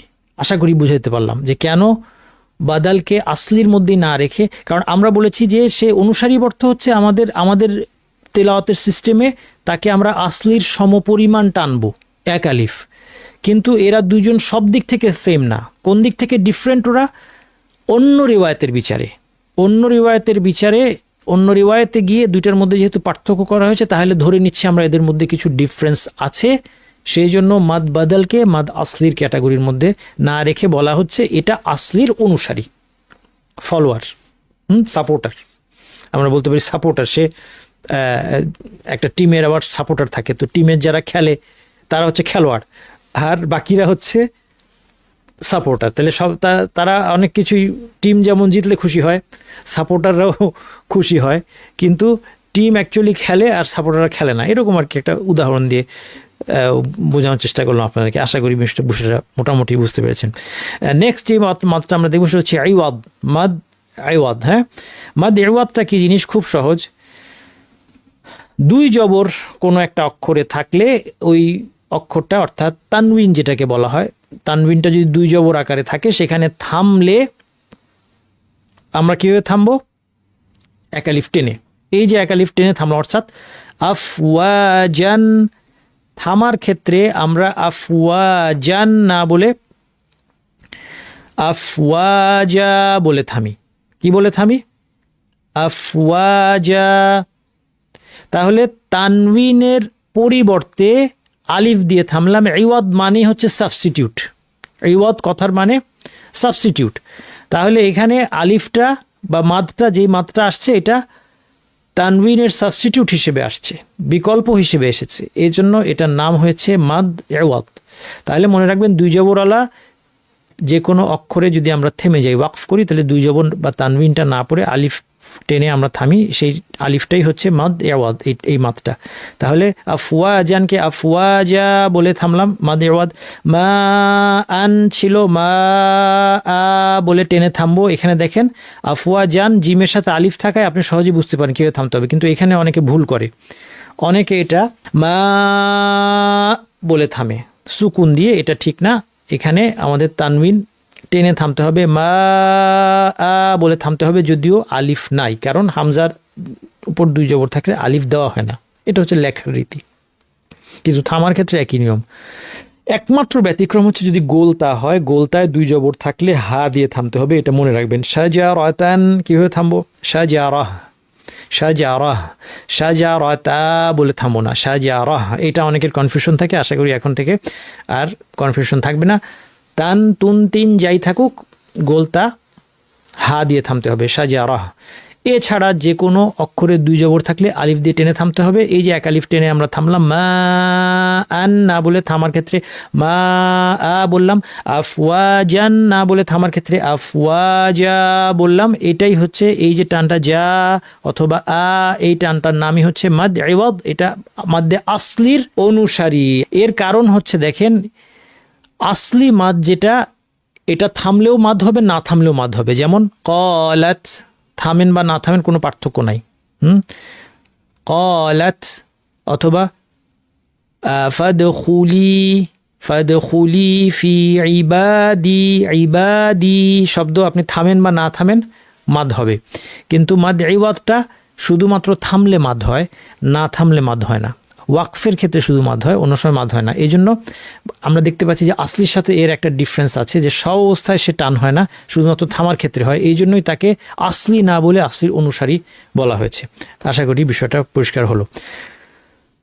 এরপরে আমাদের সিলায় যাওয়ার কথা ছিল, কিন্তু আমরা মুত্তাসিলে চলে গেলাম। তার কারণ হচ্ছে সিলা, দেখেন আপনারা, সিলা এবং সিলা কুবরা, সিলা এবং সিলার পরে হামজা আসলেই সিলা কুবরা হয়ে যাবে। এই দুটাকে আমরা একসাথে দেখব বলে একটু আমরা ডিলে করতেছি। তার আগে আমরা এখন ফারঈ মাদ মধ্যে আগে দুইটা দেখে আসি, মুত্তাসিল এবং মুনফাসিল। আসলি মাদ্দের পরে একই শব্দে হামজা আসলে সেটাকে বলা হয় মাদ মুত্তাসিল। মনে রাখা খুব সহজ। মুত্তাসিল মানে কানেক্টেড, ইত্তিসাল মানে হচ্ছে কানেকশন, মুত্তাসিল মানে হচ্ছে কানেক্টেড, মুনফাসিল ইনফিসাল মানে হচ্ছে আলাদা হওয়া। অর্থাৎ বোঝা যাচ্ছে যে মুত্তাসিল হচ্ছে একই শব্দে হামজা, মুনফাসিল হচ্ছে ভিন্ন শব্দে হামজা। মাদ্দের হরফ এসেছে আলিফ অথবা ওয়াও সাকিন পূর্বে পেশ অথবা ইয়া সাকিন পূর্বে জের, তারপরে হামজা এসেছে। যদি একই শব্দে আসে এই মাদ্দের নাম হবে মুত্তাসিল, যদি ভিন্ন শব্দে আসে এই মাদ্দের নাম হবে মুনফাসিল। দুইটাই আমরা 2 আলিফ পরিমাণ টানবো, অথবা কেউ চাইলে 5 হরকত করে টানতে পারে, কিন্তু আমরা এটা এখানে আলোচনা করব না, 2 আলিফটাই আলোচনা করব। যেমন মুত্তাসিল উদাহরণ জাইর, যা আলিফ আসছে তারপরে হামজা আসছে, একই শব্দ না ভিন্ন শব্দ দেখেই বুঝতে পারছেন এটা একটা শব্দ, একই শব্দে আসছে, কানেক্টেড অবস্থায় আসছে, এটাই হচ্ছে মাদ মুত্তাসিল 2 আলিফ। মুসা বলতে যতক্ষণ লাগে ততক্ষণ টানবো, জাইর। তারপরে সিআত, সি এটা মাদ্দের ইয়া ছিল, এরপরে হামজা আসছে একই শব্দে, সিআত মাদ মুত্তাসিল 2 আলিফ। মুসা বলতে যতক্ষণ লাগে। তাবু মাদ্দের ওয়াও ছিল, ওয়াও সাকিন পূর্বে পেশ, এরপরে হামজা আসছে একই শব্দে, কতটুকু টানবো 2 আলিফ। নাম কি? মাদ মুত্তাসিল। মুত্তাসিল না মুনফাসিল? মুত্তাসিল। কেন? কারণ কানেক্টেড, একই শব্দে হামজা, কাজেই মুত্তাসিল। পরিমাণ 2 আলিফ। 2 আলিফ কতটুকু কীভাবে বুঝবো? মুসা বলতে যতক্ষণ লাগে। হ্যাঁ, আঙ্গুল দিয়ে বোঝাচ্ছে এটা সহজ, কারণ আঙ্গুল খোলা বন্ধ করা, কেউ হয়তো ফাস্ট খোলে ফাস্ট বন্ধ করে। হ্যাঁ, এখানে আপনি গতি কীভাবে নির্ধারণ করবেন, কিন্তু তার চেয়ে যদি মুসা দিয়ে মনে রাখি তাহলে আমাদের মনে রাখা সহজ। তাবু আ, তাহলে এই তিনটাই হচ্ছে আমাদের আলিফের পরে একই শব্দে হামজা, ইয়া মাদ্দের ইয়ার পর একই শব্দে হামজা, মাদ্দের পরে একই শব্দে হামজা আসলে 3 ধরনের মাদ মুত্তাসিল হওয়া সম্ভব। 3 ধরন বলতে মানে 3টা রূপে আসতে পারে, প্রত্যেকটাই কিন্তু 2 আলিফ এবং প্রত্যেকটাই মাদ মুত্তাসিল। এটা আমরা দেখলাম। মাদ মুনফাসিল আমরা দ্রুত দেখে ফেলি, আমরা সঙ্গে আগেই বলেছি মাদ্দের হরফের পরে হামজা এসেছে ভিন্ন শব্দে, যেমন ইন্না আ'তাইনা, নুনের পর যে আলিফটা আছে মাদ্দের হরফ, এরপরে হামজাটা আ'তাইনা, এটা একটা আলাদা শব্দ, এই জন্য এটাকে আমরা বলবো মাদ মুনফাসিল। পরিমাণ কি? আগেরটার মতোই, মুত্তাসিলের মতোই। মুসা বলতে যতক্ষণ লাগে 2 আলিফ। ফি আনফুসিকুম, এখানে ফি ইয়া সাকিন পূর্বে জের মাদ্দের ইয়া, পরে একটা হামজা আছে, একই শব্দ না ভিন্ন শব্দ? ভিন্ন শব্দ, কারণ আনফুসিকুম আলাদা শব্দ। তাহলে এটার নাম হচ্ছে মাদ মুনফাসিল। পরিমাণ কত? আগেরটার মতোই 2 আলিফ। মুসা বলতে যতক্ষণ লাগে। ওয়াসারিউ ইলা, এখানে ওয়াও সাকিন পূর্বে পেশ মাদ্দের ওয়াও, এরপরে হামজা আসছে একই শব্দ না ভিন্ন শব্দে? ভিন্ন শব্দে, কারণ ইলা আলাদা শব্দ, এই জন্য মাদ্দের নাম হচ্ছে মাদ মুনফাসিল। পরিমাণ আগেরটার মতোই। মুসা বলতে যতক্ষণ লাগে। ওয়াসারিউ ইলা। আচ্ছা, এরপরে আমরা এই সিলাটাকে আমরা রেখে দিচ্ছি, এরপর আমরা চলে আসবো আরিদ লিস সুকুন। মাদ আরিদ লিস সুকুনটা কি জিনিস? এটা হচ্ছে যখন মাদ্দের হরফের পর, অর্থাৎ মাদ্দের হরফ বলতে বুঝবেন আপনারা আলিফ অথবা ওয়া সাকিন পূর্বে পেশ অথবা ইয়া সাকিন পূর্বে জের, এই 3 জন। এই 3 জনের পরে যদি অস্থায়ী সুকুন আসে, অর্থাৎ থামার কারণে, সুকুন ছিল না, থামার কারণে সুকুন আসছে, তখন এই মাদটাকে 1, 2 বা 3 আলিফ করা যাবে। এই মাদ্দের নাম হচ্ছে মাদ্দুল আরিদ লিস সুকুন। আল মাদ্দুল আরিদ লিস সুকুন, যেমন প্রথম উদাহরণ দেখেন, ইরমা যাতিল ইমাদি। ইমাদি, এখানে আলিফ আছে, তারপর দালের সাথে জের আছে, সুকুন নাই, কিন্তু থামার কারণে নিয়ম কি? সুকুন দিয়ে থামতে হয়। থামার কারণে যেহেতু সুকুন আছে, এখন এটা মাদ আরিদ লিস সুকুন হয়ে যাবে। যদি আমি এখানে থামি তাহলে সেটা মাদ আরিদ লিস সুকুন হয়ে যাবে এবং 1, 2 বা 3 আলিফ করা যাবে। মাকুলিন, এখানে মাদ্দের ওয়াও আছে, ওয়াও সাকিন পূর্বে পেশ, কিন্তু এরপর কি আছে? 2 জের, সুকুন নাই, কিন্তু যদি থামি কীভাবে থামবো? আমরা সবাই জানি মাকুল, সুকুন দিয়ে থামবো। তাহলে এই সুকুনটা অস্থায়ী সুকুন, মাদ্দের হরফ পরে অস্থায়ী সুকুন। ইমাদেও তাই, মাদ্দের হরফ পরে অস্থায়ী সুকুন। অস্থায়ী সুকুন কি? থামার কারণে যে সুকুন, সেটাই অস্থায়ী সুকুন। তাহলে এটাও মাদ আরিদ হবে মাকুল। 1, 2, 3 আলিফ টানতে পারবো। আবাবিলা, লামে জবর ছিল, কোনো সুকুন ছিল না, কিন্তু আমরা যেহেতু থামার জন্য আবাবিল সুকুন দিচ্ছি, তাহলে এখানে আমরা 1, 2, 3 আলিফ করতে পারি। দেখেন এখন সুকুনটা বসাই, এই 3টাতেই এখন সুকুন বসাই দিলাম, যে আমি এখানে থামবো এটা বোঝানোর জন্য সুকুন দিলাম। আমি এখন অরিজিনালি সুকুন ছিল না, কিন্তু সুকুন দিয়ে থামবো। তাহলে কি করব? ইরমা যাতিল ইমাদ, 1 আলিফ। ইরমা যাতিল ইমাদ, ইরমা যাতিল ইমাদ, 3 আলিফ। হ্যাঁ, 1, 2, 3 আলিফ আমি করতে পারলাম। এটাই হচ্ছে মাদ আরিদ। মাকুল, মাকুল, মাকুল, 1 2 3 আলিফ। আবাবিল, আবাবিল, আবাবিল, 3 আলিফ, 1 2 3 আলিফ আমরা এটা টানতে পারবো। এই মাদ্দের নাম হচ্ছে মাদ আরিদ লিস সুকুন। এরপরে আসেন মাদ্দে লিন। মনে রাখা খুব সোজা, মাদ আরিদ লিস সুকুন ছিল মাদ্দের হরফের পর অস্থায়ী সুকুন আসলে, আর মাদ্দে লিন হচ্ছে লিনের হরফের পর অস্থায়ী সুকুন আসলে। আর লিনের হরফ কি আমরা দেখেছি, ওয়াও সাকিন পূর্বে জবর অথবা ইয়া সাকিন পূর্বে জবর। তাহলে ওয়াও সাকিন পূর্বে জবর লিনের ওয়াও, অথবা ইয়া সাকিন পূর্বে জবর লিনের ইয়া, এর পরের হরফে যদি সুকুন দিয়ে আমরা থামি অস্থায়ী সুকুন সেটা, সেই ক্ষেত্রে এই মাদটাকে 1 2 বা 3 আলিফ করা যাবে। এই মাদ্দের নাম হচ্ছে মাদ লিন। যেমন ওয়া আমানাহুম মিন খাউফিন ছিল, ওয়াও সাকিন পূর্বে জবর মাদ লিনের ওয়াও, এটা লিনের ওয়াও, কিন্তু এরপরে ফাতে সুকুন নাই, টানা যাবে না। কিন্তু যদি থেমে যাই তখন তো খাউফ বলে সুকুন দিয়ে থামবো, তখন টানা যাবে। কতটুকু, 1 2 বা 3 আলিফ। তেমনি কুরাইশিন শব্দে ইয়া সাকিন পূর্বে জবর লিনের ইয়া, পরের অক্ষরে 2 জের আছে, তাহলে কোনো মাদ হবে না।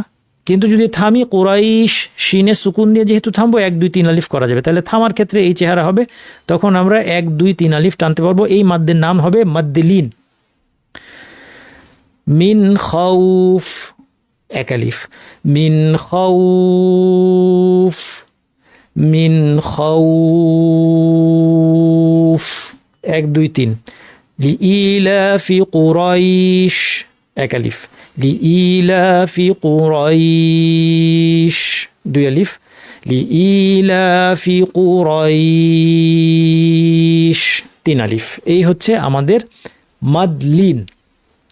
এখন নেক্সট হচ্ছে মাদ লাজিম, মাদ সিলা এবং মাদ সিলা কুবরা। এটা আমরা আগামী দিন পড়ব ইনশাআল্লাহ। আজকে আমি শুরুতেই এটা ঘোষণা দিই নাই, এরকমই প্ল্যান ছিল মোটামুটি। তারপরেও ভেবেছিলাম যে যদি একটু দ্রুত আলোচনা শেষ করতে পারি তাহলে হয়তো আজকে শেষ করার একটা টার্গেট নিব, কিন্তু আসলে এখন আমাদের অলরেডি 55 মিনিট আমরা আলোচনা করেছি। মানুষের তো বলে যে 40-45 মিনিটের বেশি মনোযোগ থাকেই না, আর এখন এই শর্টস আর রিলের যুগে তো মনোযোগ আরও কমে এসেছে মানুষের, তাই না? সো বাকি আলোচনা আপনাদের মনোযোগ রাখতে খুবই কষ্ট হয়ে যাবে, বিশেষ করে যারা নতুন। অনেকে হচ্ছে হয়তো বা দ্বিতীয়বার ক্লাস করছেন, আপনাদের কাছে পরিচিত, কিন্তু অনেকে নতুন আছেন। কাজেই আমার মনে হয় একটু সময় নিয়ে পরের দিন আবার আলোচনা করলে আপনারাও ফ্রেশ মাথা নিয়ে আসবেন, আপনাদের মাথায় খুব সহজে ঢুকবে। আর আলোচনাগুলি খুব ইন্টারেস্টিং, খুব লজিক্যাল আলোচনা, ইন্টারেস্টিং আলোচনা, সুন্দর আলোচনা। তো ক্লান্ত ব্রেনে এখন রাত 9:30টার সময় আমাদের আলোচনা না করাই ভালো। ইনশাআল্লাহ আগামী দিন তাহলে আমরা আল্লাহর ইচ্ছায় এটা কন্টিনিউ করব। ঠিক আছে, আজকে আমাদের আলোচনা এতটুকু থাকলো। সুবহানাকাল্লাহি ওয়া বিহামদিহি আশহাদু আল্লা ইলাহা ইল্লা আনতা আস্তাগফিরুকা ওয়া আতুবু ইলাইক। আমরা বলছি যে এই সর্বনামটা 3টা ফর্মে আসতে পারে। কি কি? পেশ, জের এবং সুকুন দিয়ে। সুকুন দিয়ে যদি আসে তাহলে মাদ হবে না। উদাহরণ আরজিহ ওয়া আখাহু ফাআলকিহ ইলাইহিম, কয়েকটা আছে আল কোরআনে। তাহলে আরজিহ ওয়া আখাহু, কেউ যদি এটা পড়তো আরজিহি ওয়া আখাহু, লিঙ্গুইস্টিক্যালি ঠিক হতো, এটা কোনো ভুল হতো না। কিন্তু আমরা যে রিওয়ায়াতে পড়ি, আমাদের রিওয়ায়াতে এটা সুকুন দিয়ে আসছে, এই জন্য আমরা পড়ি আরজিহ ওয়া আখাহু। আপনি কোরআন খুলে এইভাবে পাবেন। তাহলে এখানে টানের প্রশ্ন নাই, পেশ বা জের থাকলে টান হবে। তাহলে এই যে সর্বনামটা আমরা বললাম, যেটা থার্ড পারসন সিঙ্গুলার ম্যাসকুলাইন, অর্থাৎ নাম পুরুষে একবচন পুরুষবাচক সর্বনাম, এটা যদি পেশ বা জের দিয়ে আসে তাহলে এর সাথে একটা টান হবে। পেশ থাকলে ওয়াও দিয়ে টানতে হবে, জের থাকলে ইয়া দিয়ে টানতে হবে। এটা অবভিয়াস, বোঝা যাচ্ছে। এই টানটাকেই বলা হচ্ছে মাদ্দুস সিলা, সিলা সুগরা। আর এর পরে যদি আবার হামজা চলে আসে তাহলে হয়ে যাবে সিলা কুবরা। এই আবাবিলকে 3 আলিফ করা অপশনাল, আল আনা এটাকে 3 আলিফ করা মাস্ট। এই জন্য এটা মাদ আরিদ লিস সুকুন, এটার নাম মাদ লাজিম। এই মাদ আরিদ লিস সুকুন 1 2 3 আলিফ 3 ভাবে করা যায়, কিন্তু মাদ লাজিমটা যেহেতু স্থায়ী সুকুন আসছে, মাদ লাজিম হয়ে গেছে, এই জন্য 3 আলিফ টানতেই হবে। দ্বিতীয় আরেকটা উদাহরণ দেখেন, ওয়ালা দলিন। এই যে আলিফটা, আলিফের পর লামে তাসদিদ আছে। তাসদিদ মানে যে সুকুন আমরা একটু আগে বললাম, এটা আমরা এখানে ভেঙে দেখাচ্ছি। এই 2টা অক্ষর ইয়া এবং সিন, এই দুইটার নাম আমরা পড়ব। দুইটার নামের বানান কিন্তু আলাদা। ইয়া বলতে গেলে শুধু ইয়া এবং তারপর একটা আলিফ পড়তে হয়, তাহলে এটাকে এক আলিফ টানতে হবে। কিন্তু সিন বলতে গেলে 3টা অক্ষর লাগে, সিন ইয়া নুন, এবং মাঝখানে একটা ইয়াটা মাদ্দের ইয়া, কারণ আগে জের আছে, আর লাস্টে নুন সাকিন, তাহলে মাদ্দের ইয়া এর পরে স্থায়ী সুকুন আসলো, কাজে এটা আমরা 3 আলিফ টানবো। ইয়াসিন, সিন, এইভাবে করে আমাদের 3 আলিফ টেনে এটা পড়তে হবে। তাহলে সিন অক্ষরটা এরকম বানান করে লিখলে এখানে কোনো টান নাই, আলিফের মধ্যে কোনো টান নাই। লাম 3 আলিফ, মিম 3 আলিফ। এবং এখানে আরেকটা জিনিস খেয়াল রাখতে হবে যে এখানে দেখেন মিম সাকিন পর মিম জের আসছে, মিম সাকিন পর মিম জের আসলে মিমের পর মিম আসছে, নিয়ম হচ্ছে ইদগাম, এই জন্য ইদগাম করে পড়তে হবে। লাম, মিমের পর তাসদিদ লম্বা গুন্না করতে হবে। আলহামদুলিল্লাহি রাব্বিল আলামিন ওয়া সাল্লাল্লাহু সাল্লামা আলা নবিনা মুহাম্মদ ওয়া আলা আলিহি ওয়া সাহবিহি আজমাইন। আমরা মাদ সম্পর্কে আলোচনা করছিলাম। মাদ্দের 10 প্রকারের মধ্যে আমাদের 3 প্রকার মাদ্দের আলোচনা বাকি আছে। তার মধ্যে মাদ্দুস সিলা, এর মধ্যে 2টা প্রকার আসবে, এবং মাদ লাজিম, এটি একটি প্রকার হলেও এর আলোচনাটা একটু দীর্ঘ। এই 2টা মাদ্দেরই আলোচনা একটু দীর্ঘ, এই জন্য আমরা একটা স্বতন্ত্র ক্লাস বাছাই করেছি এই আলোচনার জন্য। এবং এই আলোচনাটা বোঝার জন্য আমাদেরকে একটু মস্তিষ্কের ব্যবহার বেশি করতে হবে। তো আসুন আমরা আজকে বিস্তারিত এই বিষয়গুলো দেখি। এমন সব বিধান আমরা আজকে দেখব যে এই বিধান কিন্তু অনেকেরই জানা নাই। আমি প্রায় যখন শিক্ষকদের ইন্টারভিউ নেই এগুলো থেকে প্রশ্ন করি, এবং বেশিরভাগ ক্ষেত্রেই আমি দেখতে পাই যারা কোরআনের শিক্ষক হবেন তাদের এই বিষয়গুলো সম্পর্কে ধারণা নাই। তো আশা করি আজকের আলোচনার পর গতদিন আজকের আলোচনা মিলে মাদ সম্পর্কে আমাদের যা কিছু জানা জরুরি এই সব কিছু জানা হয়ে যাবে। আল্লাহ সুবহানাহু ওয়া তাআলা যেন কবুল করেন আমাদের থেকে, এবং এই আহকামগুলো ফলো করে বিশুদ্ধভাবে কোরআন তেলাওয়াত করার তৌফিক তিনি যেন আমাদেরকে দান করেন, যেভাবে তেলাওয়াত করলে তিনি আমাদের উপর সন্তুষ্ট হন সেভাবে। চলুন আল্লাহর নাম নিয়ে আজকের আলোচনা শুরু করি। আমরা খুব দ্রুত গতদিনের আলোচনার একটা সামারি এখানে নিয়ে আসছি। যে সমস্ত হরফে মাদ হয় বা টান হয় সেগুলো 5টি হরফ, যা 2 ভাগে বিভক্ত। 3টি মাদ্দের হরফ এবং 2টি লিনের হরফ, এগুলো আমরা গতদিন দেখেছিলাম। 3টি মাদ্দের হরফ হচ্ছে আলিফ, ওয়াও সাকিন পূর্বে পেশ, ইয়া সাকিন পূর্বে জের। আলিফ সবসময় মাদ্দের হরফ, ওয়াও সাকিনের পূর্বে পেশ থাকে সেটাকে মাদ্দের ওয়াও বলা হয়, আর এছাড়া অন্যান্য যে ওয়াওগুলো আছে সেগুলো সাধারণ ওয়াও। সব ওয়াওতেই মাদ হয় না, তেমনি সব ইয়াতে মাদ হয় না। ইয়া সাকিন পূর্বে জের থাকলে সেটা মাদ্দের হরফ বলা হয়। তাহলে এই 3টা হচ্ছে মাদ্দের হরফ। এছাড়া আরও 2টা হরফ আছে, একটা ওয়াও একটা ইয়া, যেটা লিনের ওয়াও এবং লিনের ইয়া হিসেবে পরিচিত। সেটা হচ্ছে ওয়াও বা ইয়া সাকিনের পূর্বে জবর থাকলে, যেমন ওয়াও সাকিনের পূর্বে জবর খৌফ থাকলে খৌফ শব্দটা, অথবা ইয়া সাকিন পূর্বে জবর কুরাইশ শব্দটা, উদাহরণ। এই ধরনের ওয়াও বা ইয়াগুলোকে, এই ওয়াও সাকিন পূর্বে জবর অথবা ইয়া সাকিন পূর্বে জবর, এটাকে বলা হয় লিনের হরফ। এই 2টা হচ্ছে লিনের হরফ। তাহলে যখনই মাদ্দের হরফ আসবে তখন অবশ্যই মাদ হবে, আর যখনই লিনের হরফ আসবে তখনও মাদ হতে পারে। এক্ষেত্রে একটা পার্থক্য হচ্ছে, মাদ্দের হরফ আসলে মাদ অবশ্যই হবে, কিন্তু লিনের হরফ আসলেই মাদ হবে এমন কোনো কথা নেই। বরং লিনের হরফ আসলে শুধুমাত্র একটি ক্ষেত্রে মাদ হয়, যাকে মাদ্দে লিন বলা হয়। আমরা গতদিন দেখেছিলাম, সেটা হচ্ছে যদি এর পরের হরফটি সুকুন হয়, অর্থাৎ সুকুন দিয়ে যদি আমরা এর পরে থামি, সেটা 1, 2, 3 আলিফ পর্যন্ত করা যায়। এগুলো আমরা দেখেছিলাম গতদিন। এরপর আরেকটা যেটা গুরুত্বপূর্ণ আলোচনা ছিল যে মাদ্দের দৈর্ঘ্যটা আমরা কিভাবে, কতটুকু করব, কীভাবে পরিমাপ করব। আমরা বলেছিলাম যে আমাদের আলোচনার জন্য প্র্যাকটিক্যালি 3 ধরনের মাদ লাগবে, আর মাদ্দের অস্তিত্ব আছে 5 ধরনের দৈর্ঘ্যের বিচারে। 5টা দৈর্ঘ্যের মাদ হয়, 2 থেকে 6 হরকত, 2 হরকত, 3 হরকত, 4 হরকত, 5 হরকত অথবা 6 হরকত। এর মধ্যে 2 হরকত মাদকে বলা হয় 1 আলিফ, 1 আলিফ সমান 2 হরকত। 4 হরকতকে বলা হয় 2 আলিফ, 2 আলিফ আর 4 হরকত একই কথা। 6 হরকতকে বলা হয় 3 আলিফ, 3 আলিফ আর 6 হরকত একই কথা। সেই হিসেবে আমরা আমাদের সমস্ত মাদ্দের আলোচনা আলিফ দিয়ে করব, এটা সহজ হবে আমাদের জন্য। এবং আমাদের আলোচনা 1 আলিফ, 2 আলিফ, 3 আলিফ, এই 3টা মাদ্দের মধ্যে সীমাবদ্ধ থাকবে। আর এর মাঝামাঝি যেগুলো আছে, যেমন 3 হরকত, 5 হরকত, এগুলোর ব্যবহার আমরা করব না। এগুলো ব্যবহার আছে, এটা শুধু আপনারা জেনে রাখলেন, এতটুকুই আমাদের যথেষ্ট। কারণ আরও বিস্তারিত মাদ নিয়ে আলোচনাটা উচ্চতর তাজবিদের আলোচনার মধ্যে চলে যায়, যেটা আমাদের এই কোর্সের স্কোপের বাইরে। তাহলে এখানে আমরা 3 ধরনের মাদ দেখব, 1 আলিফ, 2 আলিফ, 3 আলিফ। 1 আলিফ সমান 2 হরকত, 2 আলিফ সমান 4 হরকত, 3 আলিফ সমান 6 হরকত। এই পরিমাণটা কতটুকু কিভাবে বুঝবো, কয় সেকেন্ড, কয় মিলি সেকেন্ড? না, সেকেন্ড দিয়ে না, খুব সহজ একটা সিস্টেম আছে মাদ্দের দৈর্ঘ্য বোঝার, যেটা খুব স্পন্টেনিয়াস একটা সিস্টেম, তিলাওয়াতের মধ্যে এটা সহজে চলে আসে। সেটা হচ্ছে হরকত দিয়ে মাপা। যেমন যখন আমরা বলছি 1 আলিফ সমান 2 হরকত, প্রথম উদাহরণটা আপনারা দেখেন, বা 1 আলিফ, বা কতটুকু? প্রথম কথা হচ্ছে এটা আমরা শুনে শুনে আসলে এটা শিখতে হয়। এরপর যদি এটাকে ডেফিনেশন দিতে যাই, তাহলে হচ্ছে 2টা হরকত যুক্ত অক্ষর বলতে যে সময় লাগে। হরকত মানে কি? হরকত মানে জবরজের পেশ। তাহলে আমি যদি যে কোনো একটা অক্ষর নেই, যে কোনো অক্ষর নিতে পারবো। বা নিলাম, 2টা বা নিলাম, 2টাই জবর দেওয়া। বা বা বা বা বলতে যতক্ষণ লাগে সেটাই হচ্ছে বা। বা বা বা বা 1 আলিফ কতটুক টানবো? বা বা বলতে যতক্ষণ লাগে। 2 হরকত সমান 1 আলিফ। এখানে বা কেন নিলাম? অন্য যে কোনো হরফ নিতে পারতাম। লা লা লা বলতে যতক্ষণ লাগে সেটাই হচ্ছে লা, অথবা বা, অথবা লু, অথবা বু, বি, লি, এই সবগুলোর দৈর্ঘ্য এতটুকু। লা লা বলতে যতটুকু লাগে, অথবা বা বি বলতে যতক্ষণ লাগে। হরকত কি দিলেন তাতে কিছু আসে যায় না, এটা আমরা গতদিন বলেছি।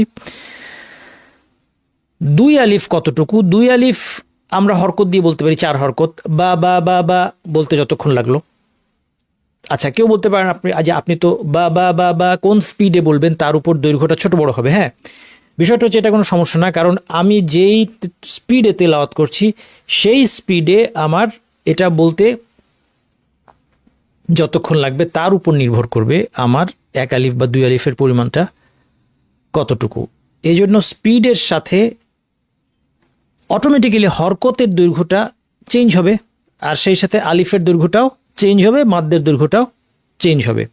এই জন্য আমরা যখন হরকত দিয়ে দৈর্ঘ্য মাপব, তখন আমাদের দ্রুত পড়লাম না আস্তে পড়লাম এই বিষয়টা এখানে কোনো ভূমিকা রাখবে না। কারণ কি? কারণ হচ্ছে দ্রুত পড়ার সাথে সাথে এক একটা হরকত বলার সময়টাও কমে আসবে, সেই সাথে মাদ্দের দৈর্ঘ্য ছোট হয়ে আসবে। আর যখন একই জিনিস আমি আস্তে বলবো, আস্তে তেলাওয়াত করব, তখন হরকতের দৈর্ঘ্যটা বড় হয়ে যাবে, সেই সাথে মাদ্দের দৈর্ঘ্যটা আনুপাতিক হারে বড় হয়ে যাবে। সুতরাং তেলাওয়াতের স্পিডের দ্বারা এটা অটোমেটিক্যালি অ্যাডজাস্টেড হয়ে যাবে। এটাকে আমরা বলতে পারি যে অটো ক্যালিব্রেশন।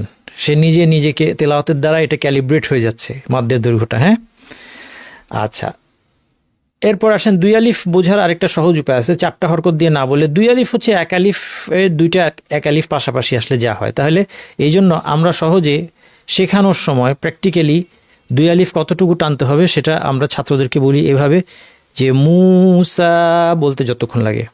হ্যাঁ, যা মুসা যতক্ষণ লাগে ততক্ষণ ধরে আমরা যা বললাম, এটাই 2 আলিফ। 3 আলিফ কিভাবে আমরা বুঝবো? ইয়া মুসা বলতে যতক্ষণ লাগলো, দেখেন ইয়া মুসা, এই স্পিডে আমি যদি তেলাওয়াত করি রহিম, ইয়া মুসা রহিম, একই দৈর্ঘ্য। এটাই হচ্ছে 3 আলিফ দৈর্ঘ্য বোঝার উপায়। এগুলো আমরা দেখেছি। তাহলে মাদ হতে পারে 2 হরকত বা 1 আলিফ, 3 হরকত, 4 হরকত বা 2 আলিফ, 5 হরকত, 6 হরকত, 3 আলিফ। আমরা 1, 2, 3 আলিফ নিয়ে কথা বলবো। যেমন 1 আলিফের উদাহরণ কলাত, 2 আলিফের উদাহরণ তাফিআ, কতটুকু টেনেছি? মুসা বলতে যতক্ষণ লেগেছে। তা'বুদুন, যদি 3 আলিফ করি কতক্ষণ টানবো? ইয়া মুসা বলতে যতক্ষণ লাগে ততক্ষণ। এবং আমরা মাদ্দের প্রকারভেদ দেখেছিলাম 10 প্রকারের মধ্যে আমাদের 7 প্রকার দেখা শেষ। খুব দ্রুত, খুব সহজে আপনাকে মনে করিয়ে দিচ্ছি। প্রথমত মাদ হচ্ছে মৌলিক বা আসলি এবং বর্ধিত বা ফারঈ। মৌলিক, যেই মাদ যদি আমরা উচ্চারণ না করি মাদ্দের হরফটাই আর থাকে না। যেমন কলাত, এটা হচ্ছে মৌলিক মাদ, যদি এটা উচ্চারণ না করি কলাত হয়ে যাবে, মাদ্দের হরফটাই গায়েব হয়ে যাবে। তাহলে এটা হচ্ছে আসলি মাদ, এর দৈর্ঘ্য 1 আলিফ। আসলি মাদের কখন হয়? আসলি মাদ যখন মাদ্দের হরফ আসবে 3টা, আলিফ ওয়াও পেশ, ওয়াও সাকিন পূর্বে পেশ, ইয়া সাকিন পূর্বে জের, এবং এরপরে মাদ বর্ধিত হওয়ার কোনো কারণ থাকবে না। মাদ বর্ধিত হওয়ার কারণ দুইটা, হামজা অথবা সুকুন। তার মানে মাদ্দের হরফ তিনটার একটা এসেছে আলিফ ওয়াও সাকিন পূর্বে পেশ, ইয়া সাকিন পূর্বে জের, এবং এরপরে হামজাও আসে নাই, সুকুনও আসে নাই, তাহলে সেটাই হচ্ছে মাদ্দে আসলি। মাদ বাদাল কি জিনিস? মাদ আসলির বিধান অনুসরণ করে। সেটা কি জিনিস? মাদ বাদাল হচ্ছে যদি মাদ্দের হরফের আগে হামজা থাকে, অর্থাৎ হামজাকে যদি আমরা টানি সেটাই হচ্ছে মাদ বাদাল। যেমন আমানু, ইমানা, উলা, এগুলো আ উ ই, এই তিনটা মাদ দিয়ে হচ্ছে মাদ বাদাল, এবং এটা মাদ্দে আসলির বিধান অনুসরণ করে, অর্থাৎ এটাও এক আলিফ। এগুলো আমরা বিস্তারিত দেখেছি। মাদ ইওয়াদ কি? দুই জবর যদি থাকে কোনো শব্দে, থামার সময় এক আলিফ টেনে থামা হয়। এই যে থামার জন্য একটা মাদ নিয়ে আসলাম, এই মাদ্দের নাম মাদ্দে ইওয়াদ। যেমন আফওয়াজান ছিল শব্দটা, আমরা থামলে বলি আফওয়াজা। তাওয়াবান ছিল শব্দটা, আমরা থামলে বলি তাওয়াবা। একমাত্র ব্যতিক্রম গোলতা, যদি গোলতার সাথে দুই জবর থাকে সেটাকে টানা হয় না, হা দিয়ে পড়া হয়। যেমন শাজারাতান শব্দে থামলে বলতে হবে শাজারাহা। আচ্ছা, এই হলো আমার আসলি মাদ এবং আসলি মাদের অনুসারী মাদগুলো আমরা দেখলাম। এরপর ফারঈ বা বর্ধিত মাদ, সেটা এই বর্ধিত কি কারণে হতে পারে? হামজার কারণে অথবা সুকুনের কারণে। আচ্ছা, আসলি মাদের অনুসারী যে মাদ্দে সিলা, এটা আমরা এখন দেখি নাই, কারণ সিলা সুগরা কুবরা একসাথে আজকে আমরা দেখব। ফারঈ মাদ্দের মধ্যে হামজার কারণে বর্ধিত মাদ দুইটা, মুত্তাসিল যদি হামজা একই শব্দে থাকে, মাদ্দের হরফ তারপরে একই শব্দে হামজা, যেমন উলাইকা, উলাইকা জা, মাদ্দের হরফ তারপর হামজা একই শব্দে, সু উ ইত্যাদি, ওয়াজিআ, এগুলো সব মাদ মুত্তাসিল। উদাহরণ আমরা অনেক গঠন দেখেছি।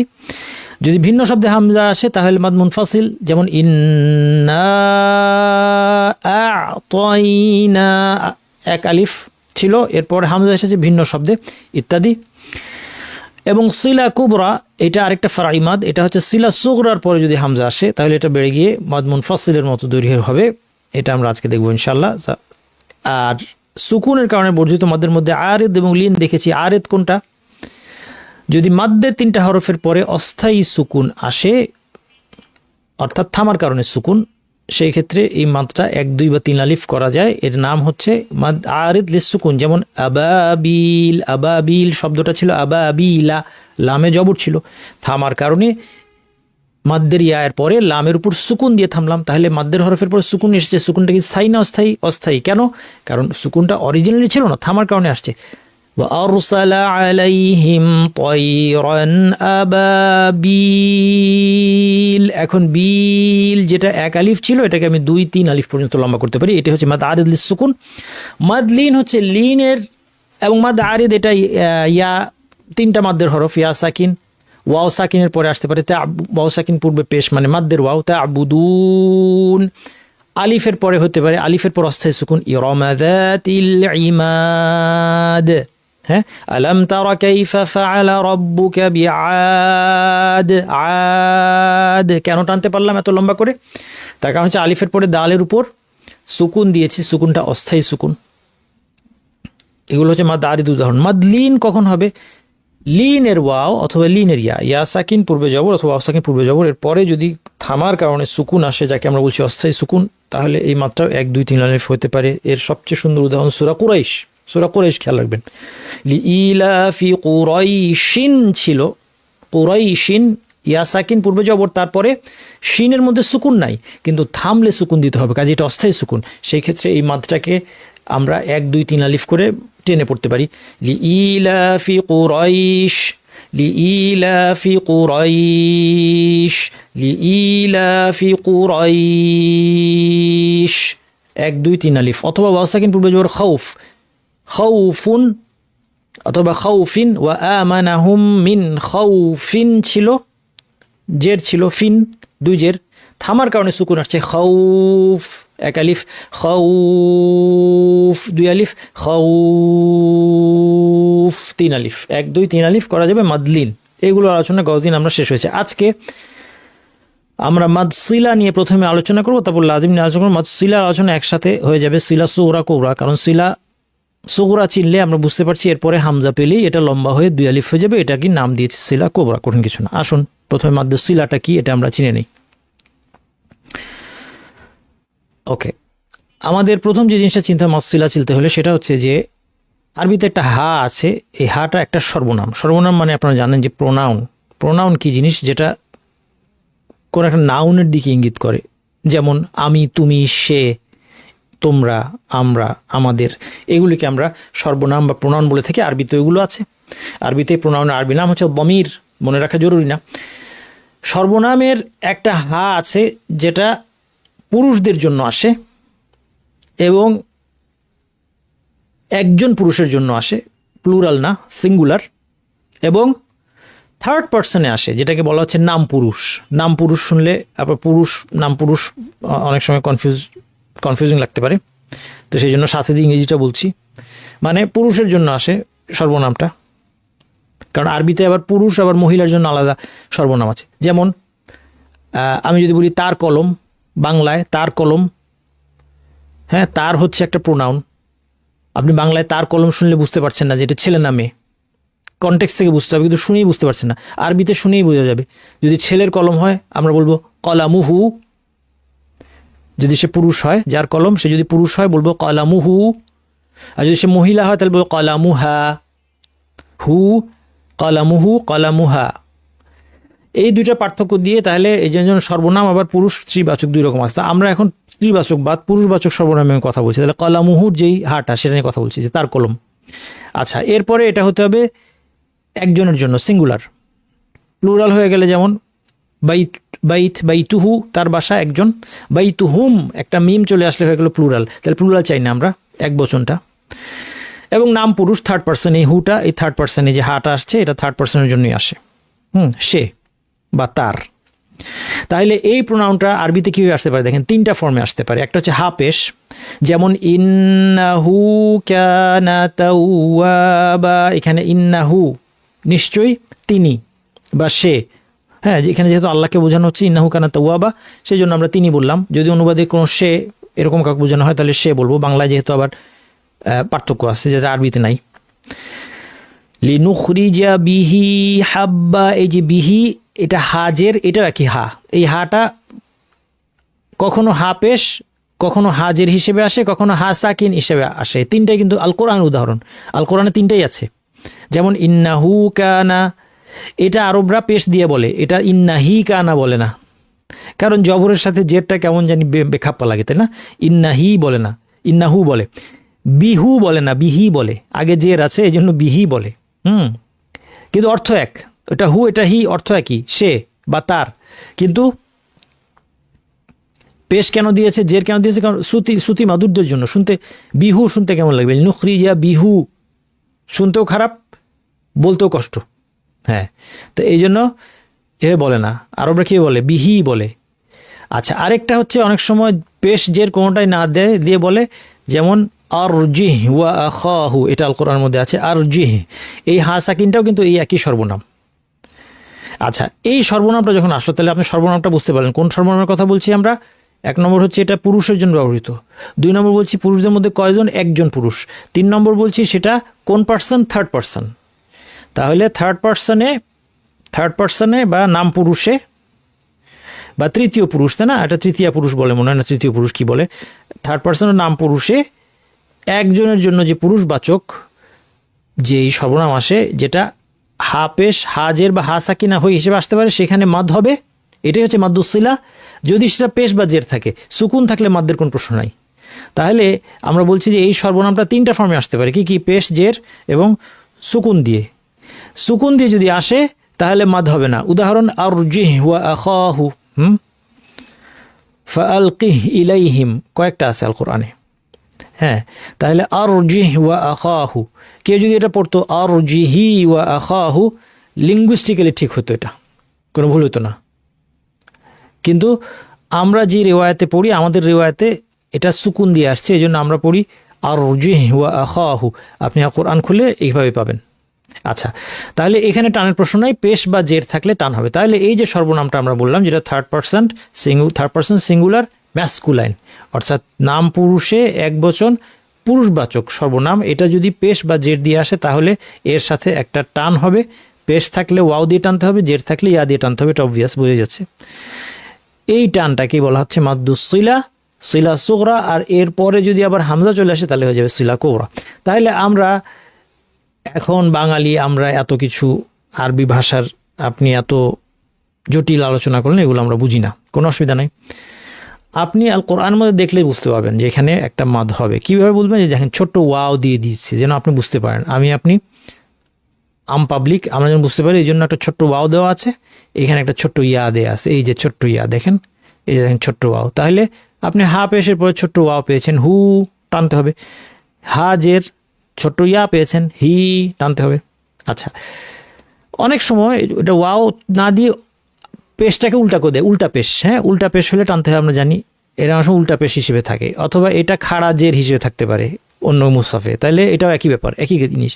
অর্থাৎ মাদ সিলাটাকে পরিচয় মানে বোঝানোর জন্য কোথাও কোথাও ছোট ওয়া বা ছোট ইয়া থাকে, আবার কোথাও উল্টা পেশ বা খাড়া জের থাকে, এই যেটাই হোক আপনি বুঝতে পারবেন, আপনার টানতে অসুবিধা হবে না।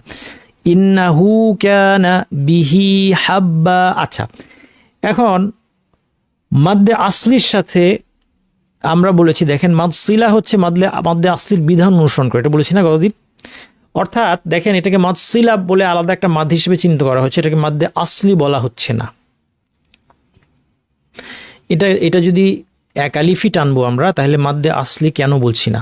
জবাব হচ্ছে যে এখানে এই মাদটা আসলির থেকে পার্থক্য এই জায়গায় যে শুধুমাত্র মিলিয়ে পড়ার ক্ষেত্রে এটাকে টানা হবে, কিন্তু এখানে থেমে গেলে এটা টানা হবে না। অর্থাৎ এই শব্দ যদি কেউ থামে তাহলে সে ইন্নাহু বলে থামবে না। যদি আসলি মাদ হতো ইন্নাহু বলে টেনে থামতো, কিন্তু এখানে সে ইন্নাহ বলে থামতে হবে, হা সাকিন দিয়ে থামতে হবে, তাহলে থামলে এই মাত্রা থাকে না। তাহলে এই ক্ষেত্রে আপনি বুঝতে পারছেন যে এটা আসলির মতো এক্স্যাক্ট সেম না, এই জন্য এটাকে আলাদা ক্যাটাগরি করা হয়েছে এবং এটাকে আসলি না বলে বলা হচ্ছে এটা আসলির বিধান অনুসরণ করে, অর্থাৎ আসলির মতো এটা একালিফ টানা হয়, কিন্তু যেহেতু থামলে এটাকে আসলির মতো টানা হয় না, এই জন্য পার্থক্য করা হচ্ছে।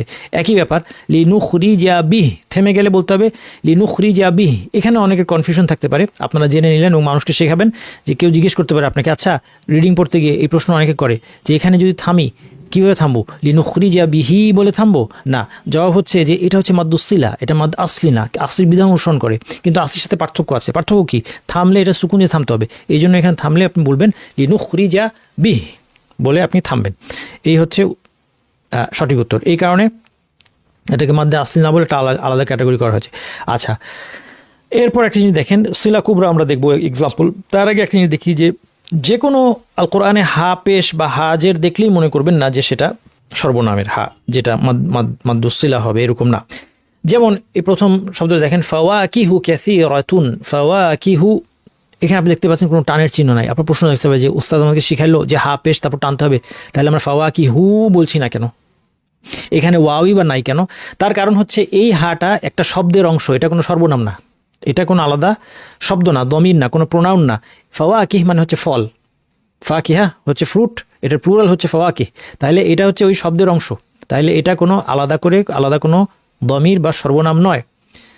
আমরা সাধারণ মানুষ কীভাবে বুঝবো উস্তাদ? আমার তো আরবি ভাষা শিখি নাই। হ্যাঁ, আরবি ভাষা না জানলে আমাদের সাধারণভাবে বোঝার কোনো উপায় নাই, কিন্তু একটা জিনিস বুঝতে পারবো যে এখানে কোনো চিহ্ন নাই, এই জন্য এখানে টানার চিহ্ন দেওয়া হয় নাই, উল্টা পেশও নাই, ছোট ওয়াও নাই। দ্বিতীয় উদাহরণ দেখেন, হা জের আছে, ইয়ান্তাহি লানাসফাআম, ইয়ান্তাহি লানাসফাআন, এখানে দেখেন ইয়ান্তাহি, এখানে টানলাম না কেন? হ্যাঁ, আপনারা বলেন যে উস্তাদ এখানে টানার কথা হাজের, কারণ হচ্ছে এটা সর্বনামের হা নয়, এটা ইয়ান্তাহি একটা ক্রিয়া, একটা ভার্ব, একটা ফেল, এই ভার্বের অংশ, এই ওয়ার্ডের অংশ, তো এই হাগুলো টানা হবে না। আচ্ছা, আমি কীভাবে বুঝবো এটা যে ওয়ার্ডের অংশ? আমি তো বুঝবো না, আমি আরবি জানি না, আমি ফেল বুঝি না, ইসম বুঝি না, এগুলো বুঝি না, জটিল কথা, কোনো অসুবিধা নাই। কোরআন তেলাওয়াতের ক্ষেত্রে এখানে চিহ্ন দেওয়াই থাকবে, যদি টানতে হয়তো ছোট্ট ইয়া থাকতো অথবা খারাজের থাকতো, যেহেতু কোনোটাই নেই টানতে হবে না, তার মানে বোঝা যাচ্ছে এটা মাদ্দুসিলা নয়। আচ্ছা, এরপরে সাকিনের মধ্যেও এরকম আছে, যেমন এই হা সাকিনটা এখানে আপনারা দেখতে পাচ্ছেন, এই আমরা বলেছি যে এই সর্বনামটা সুকুন দিয়েও আসে, কিন্তু এই হা সাকিনটা কিন্তু ওই সর্বনাম না, এটা অন্য একটা হা, এটাকে বলে হা উসাক্ত। হা উসাক্ত জিনিসটা কি এটা আগে বুঝাই, তারপরে আমি দেখাচ্ছি এটা খেয়ে পড়তে। দেখেন হা উসাক্ত জিনিসটা কি, ওয়ামা আদরাকা মা হিয়া, এই শব্দটা অরিজিনালি ছিল হিয়া, হিয়া শব্দটা কি ছিল? হিয়া। এই যে দেখেন, যদি কোরআন ছাড়া আপনি বলেন ওয়ামা আদরাকা মা হিয়া, শেষে হা না দেন, তাহলে একই অর্থ। কিন্তু এই ক্ষেত্রে আপনাকে থামতে হবে কীভাবে? ওয়ামা আদরাকা মা হি, ওয়ামা আদরাকা মা হি বলে থেমে যেতে হবে। এটা হচ্ছে নিয়ম। থামার নিয়ম হচ্ছে সুকুন দিয়ে থামতে হবে। আচ্ছা, ওয়ামা আদরাকা মা হি বলে থামলে শেষের যে ইয়াটা আছে, ইয়াতে কি আছে? জবর জের পেশ, কিছু বোঝা গেল না। কেউ যদি এই শেষ হরফের হরকতটা, জবর জের বা পেশটাকে প্রকাশ করতে চায়, তখন সে কি করে? আরবি ভাষায় একটা সিস্টেম আছে, পরে হা দিয়ে থামে, পরে একটা হা সাকিন দিয়ে থামে। এটাকে বলা হয় থামার হা, হা উসাক্ত বলা হয় এটা আরবি ভাষায়। তাহলে কীভাবে থামে? ওয়ামা আদরাকা মা হিয়া বলে থামলো। হিয়া বলে থামলে কি হলো? এটা হচ্ছে কথার একটা ধরন, বলতে একটু আরাম লাগলো, হিয়া। হ্যাঁ, আমি ইয়াটাকে স্পষ্ট করলাম। মা হি বলতে আমার কাছে ধরেন ভালো লাগছে না কোনো কারণে। ওয়ামা আদরাকা মা হি, আমার কাছে মনে হচ্ছে যে আমি ইয়ার জবরটাকে কোনো কারণে এক্সপ্রেস করতে চাই, ইয়ার জবরটাকে। তাহলে কি করব? আরবি ভাষার নিয়মে ওমা আদরাকা মা হিয়া বলা যাবে না। তাহলে আরেকটা উপায় আছে, সেটা হচ্ছে কি, এরপরে একটা হা সাকিন দিয়ে থামা যাবে।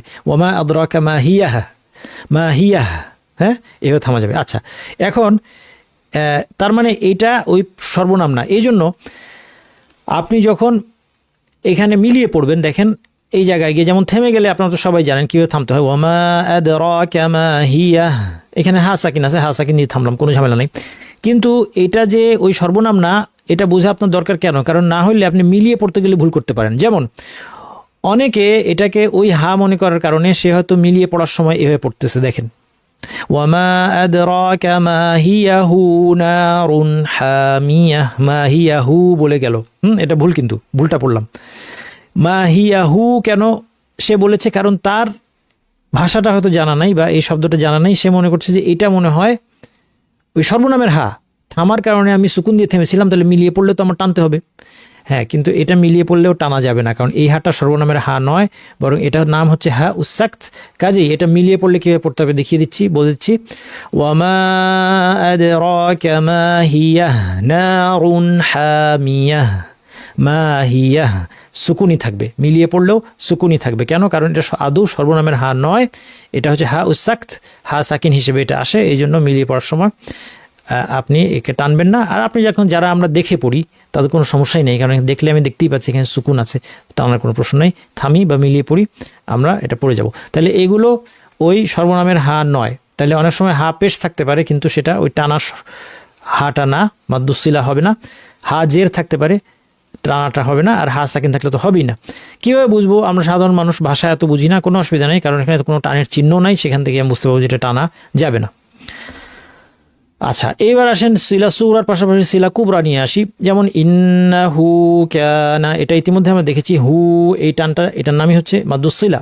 এই সিলা কুবরা কখন হয়ে যাবে? সিলা সুগরা মানে ছোট শিলা, সিলা কুবরা মানে বড় শিলা। এটা বড় কখন হয়? যখন পরে হামজা আসবে। যেমন আরেকটা উদাহরণ, ফা ইন্নাহু আথিমুন কলবু, ফা ইন্নাহু আথিম, দুই আলিফ আমরা টানলাম মাদ মুনফাসিলের মতো। কেন? কারণ এখানে আমাদের মাদ্দুসিলা পরে একটা হামজা এসেছে, ওই সর্বনাম যেটা সর্বনামের হা, এরপরে একটা হামজা এসেছে, এবং সেটা অবশ্যই ভিন্ন শব্দে আসতে হবে, এক শব্দে আসাতে কোনো সুযোগ নেই, কারণ এই হাটা সবসময় লাস্টে থাকে। একই শব্দে হামজা আসার কোনো সুযোগ নেই। ভিন্ন শব্দে আসলে এটা মাদ মুনফাসিলের মতো হবে। মাদ মুনফাসিল যতটুকু আমরা টানবো, দুই আলিফ।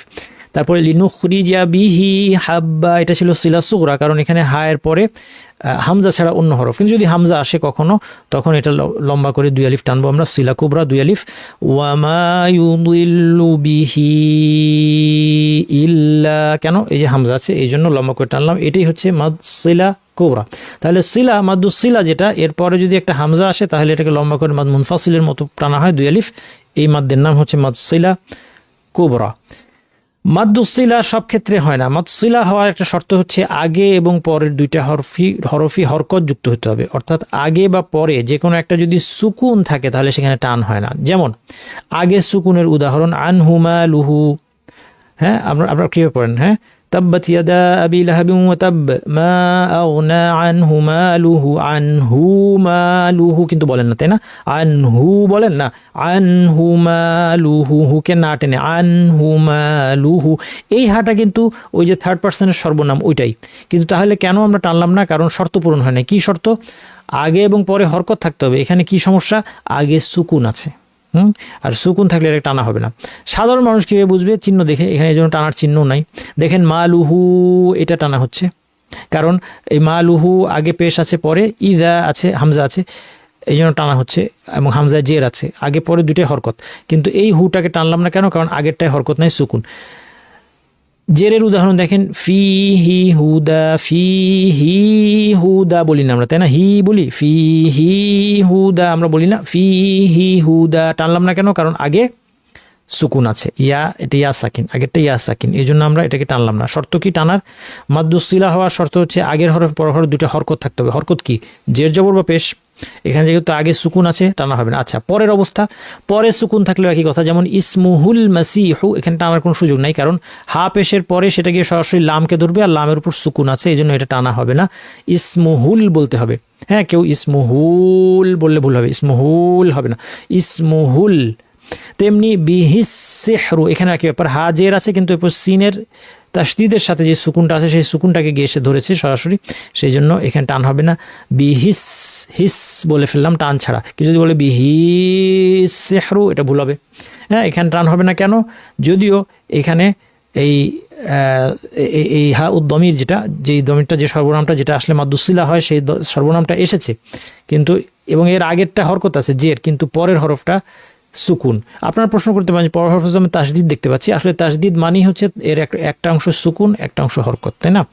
আস সিহরু, আস যখন আমি বলছি, যখন আস, এটা কি সুকুন না? সুকুন। হ্যাঁ, বিহিস, তাহলে এখানেও টান হবে না। তাহলে মোট কথা, মাদ্দুসিলা কখন হবে না? যদি মাদ্দুসিলার আগের হরফ অথবা পরের হরফে সুকুন থাকে। মানে মাদ্দুসিলার জন্য যে হাটা দরকার, সর্বনামের হা, সেই সর্বনামের হায়ের আগের হরফ অথবা পরের হরফ যদি সুকুন থাকে, তাহলে সেখানে মাদ হবে না। মাদ্দুসিলার নিয়মের দুইটা ব্যতিক্রম আছে আল কোরআনে। একটা হচ্ছে সূরা ফুরকানের 69 নম্বর আয়াত, সেখানে ফি হি শব্দটা আছে। আপনারা দেখতে পাচ্ছেন, একটু আগে আমরা বলেছি যে মাদ্দুসিলা হওয়ার জন্য শর্ত হলো কি? আগে অথবা পরে সুকুন থাকতে হবে না, কিন্তু ফি হি এখানে ইয়া সাকিন আছে, তারপরেও এটা টান হবে। এটা ব্যতিক্রম একটা মাত্র জায়গা, সেটা হচ্ছে সূরা ফুরকানের 69 নম্বর, ওয়ায়াখলুদ ফিহি মুহানা, ফিহি মুহানা, হি বলে টেনে পড়তে হবে। দ্বিতীয় ব্যতিক্রম হচ্ছে সূরা জুমারের 7 নম্বর আয়াতে ইয়ারদাহু লাকুম। দেখেন এখানে হা পেশ, এই যে আমাদের সর্বনামের হাটা আসছে, কিন্তু আগেও জবর পরেও জবর, তাহলে তো টানার কথা ছিল, ইয়ারদাহু লাকুম বলার কথা ছিল। হ্যাঁ, কি বলার কথা ছিল? ইয়ারদাহু লাকুম। কিন্তু ব্যতিক্রম হিসেবে এখানে টানা হয় না। হাফস রিওয়ায়াত, যেই রিওয়ায়াতে আমরা যে সিস্টেমে পড়ছি সেই সিস্টেমে এখানে টান নাই। ইয়ারদাহু লাকুম, ইয়ারদাহু লাকুম এভাবে পড়তে হবে, ইয়ারদাহু লাকুম। তাহলে এটা এতক্ষণ যে মাদ্দুসিলার নিয়ম বললাম, এর ব্যতিক্রম এই দুইটা জায়গায়। এগেইন এই দুটো জায়গায় পড়তে আপনাদের কোনো কষ্টই হবে না, এত কিছু না জানলেও, কারণ আপনারা যারা দেখে পড়বেন, এটা দেখতেই পাচ্ছেন চিহ্ন, টানের চিহ্ন দেওয়া আছে, আমি টানবো, বাস। আমার এত কিছু না বুঝলেও হয়।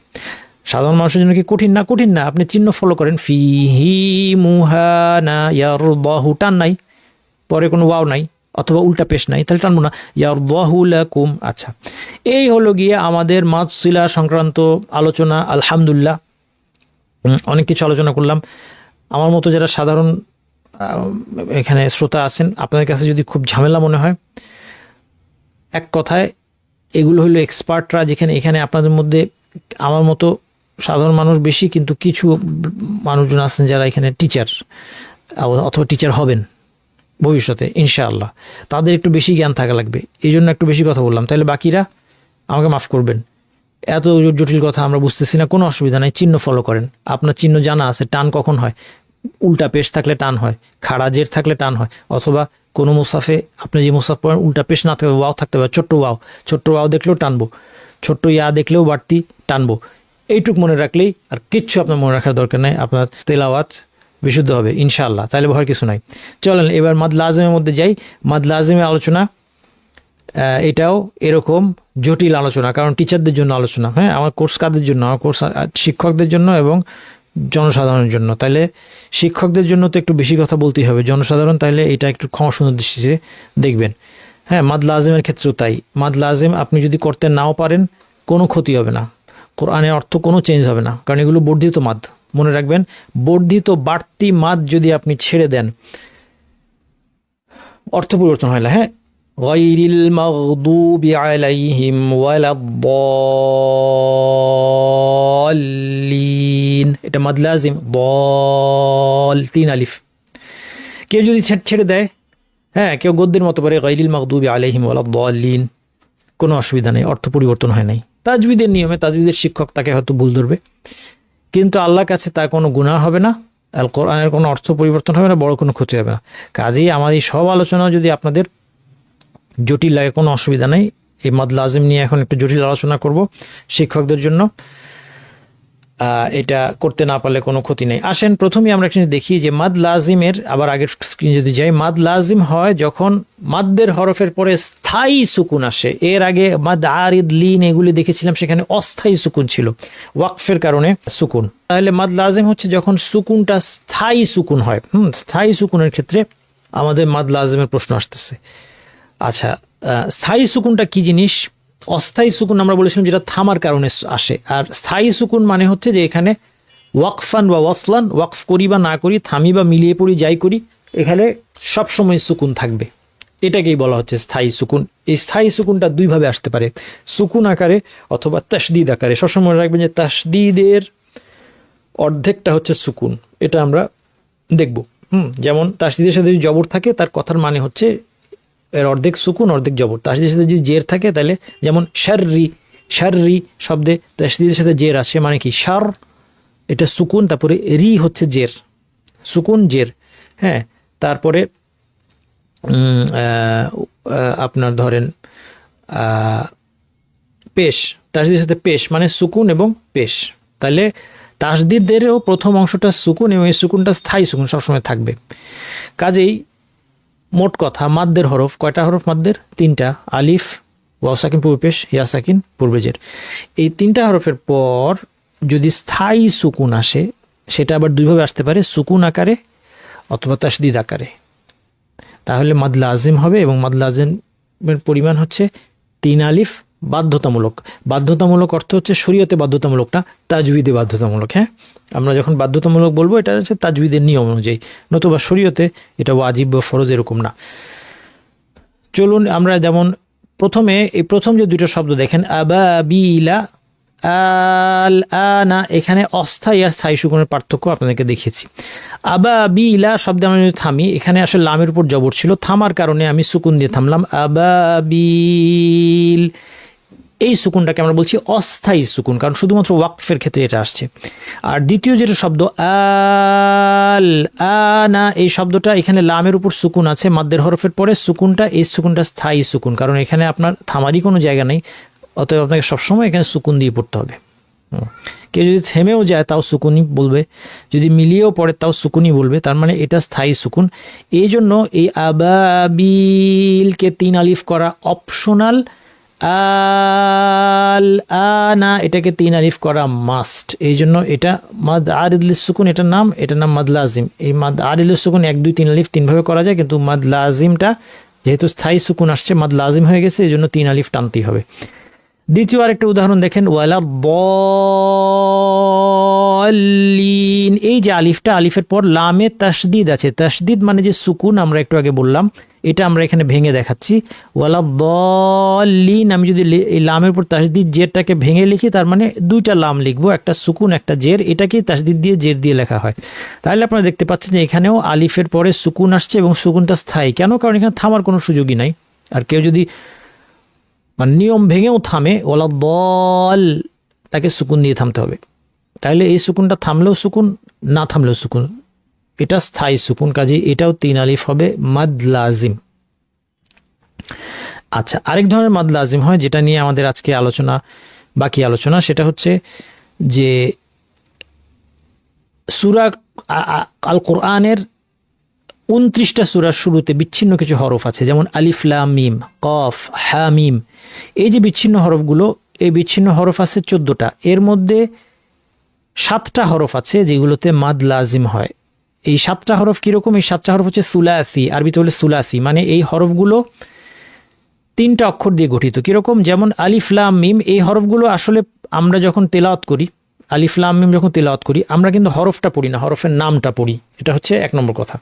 যেমন এখানে আমি যদি হরফগুলি পড়তাম তাহলে এটাকে শব্দটা আমরা পড়তাম আলাম, যদি আমরা হরফগুলোকে পড়তাম, অক্ষরগুলো পড়তাম, কিন্তু আমরা এখানে অক্ষর পড়ি নাই, অক্ষরের নামটা বলেছি।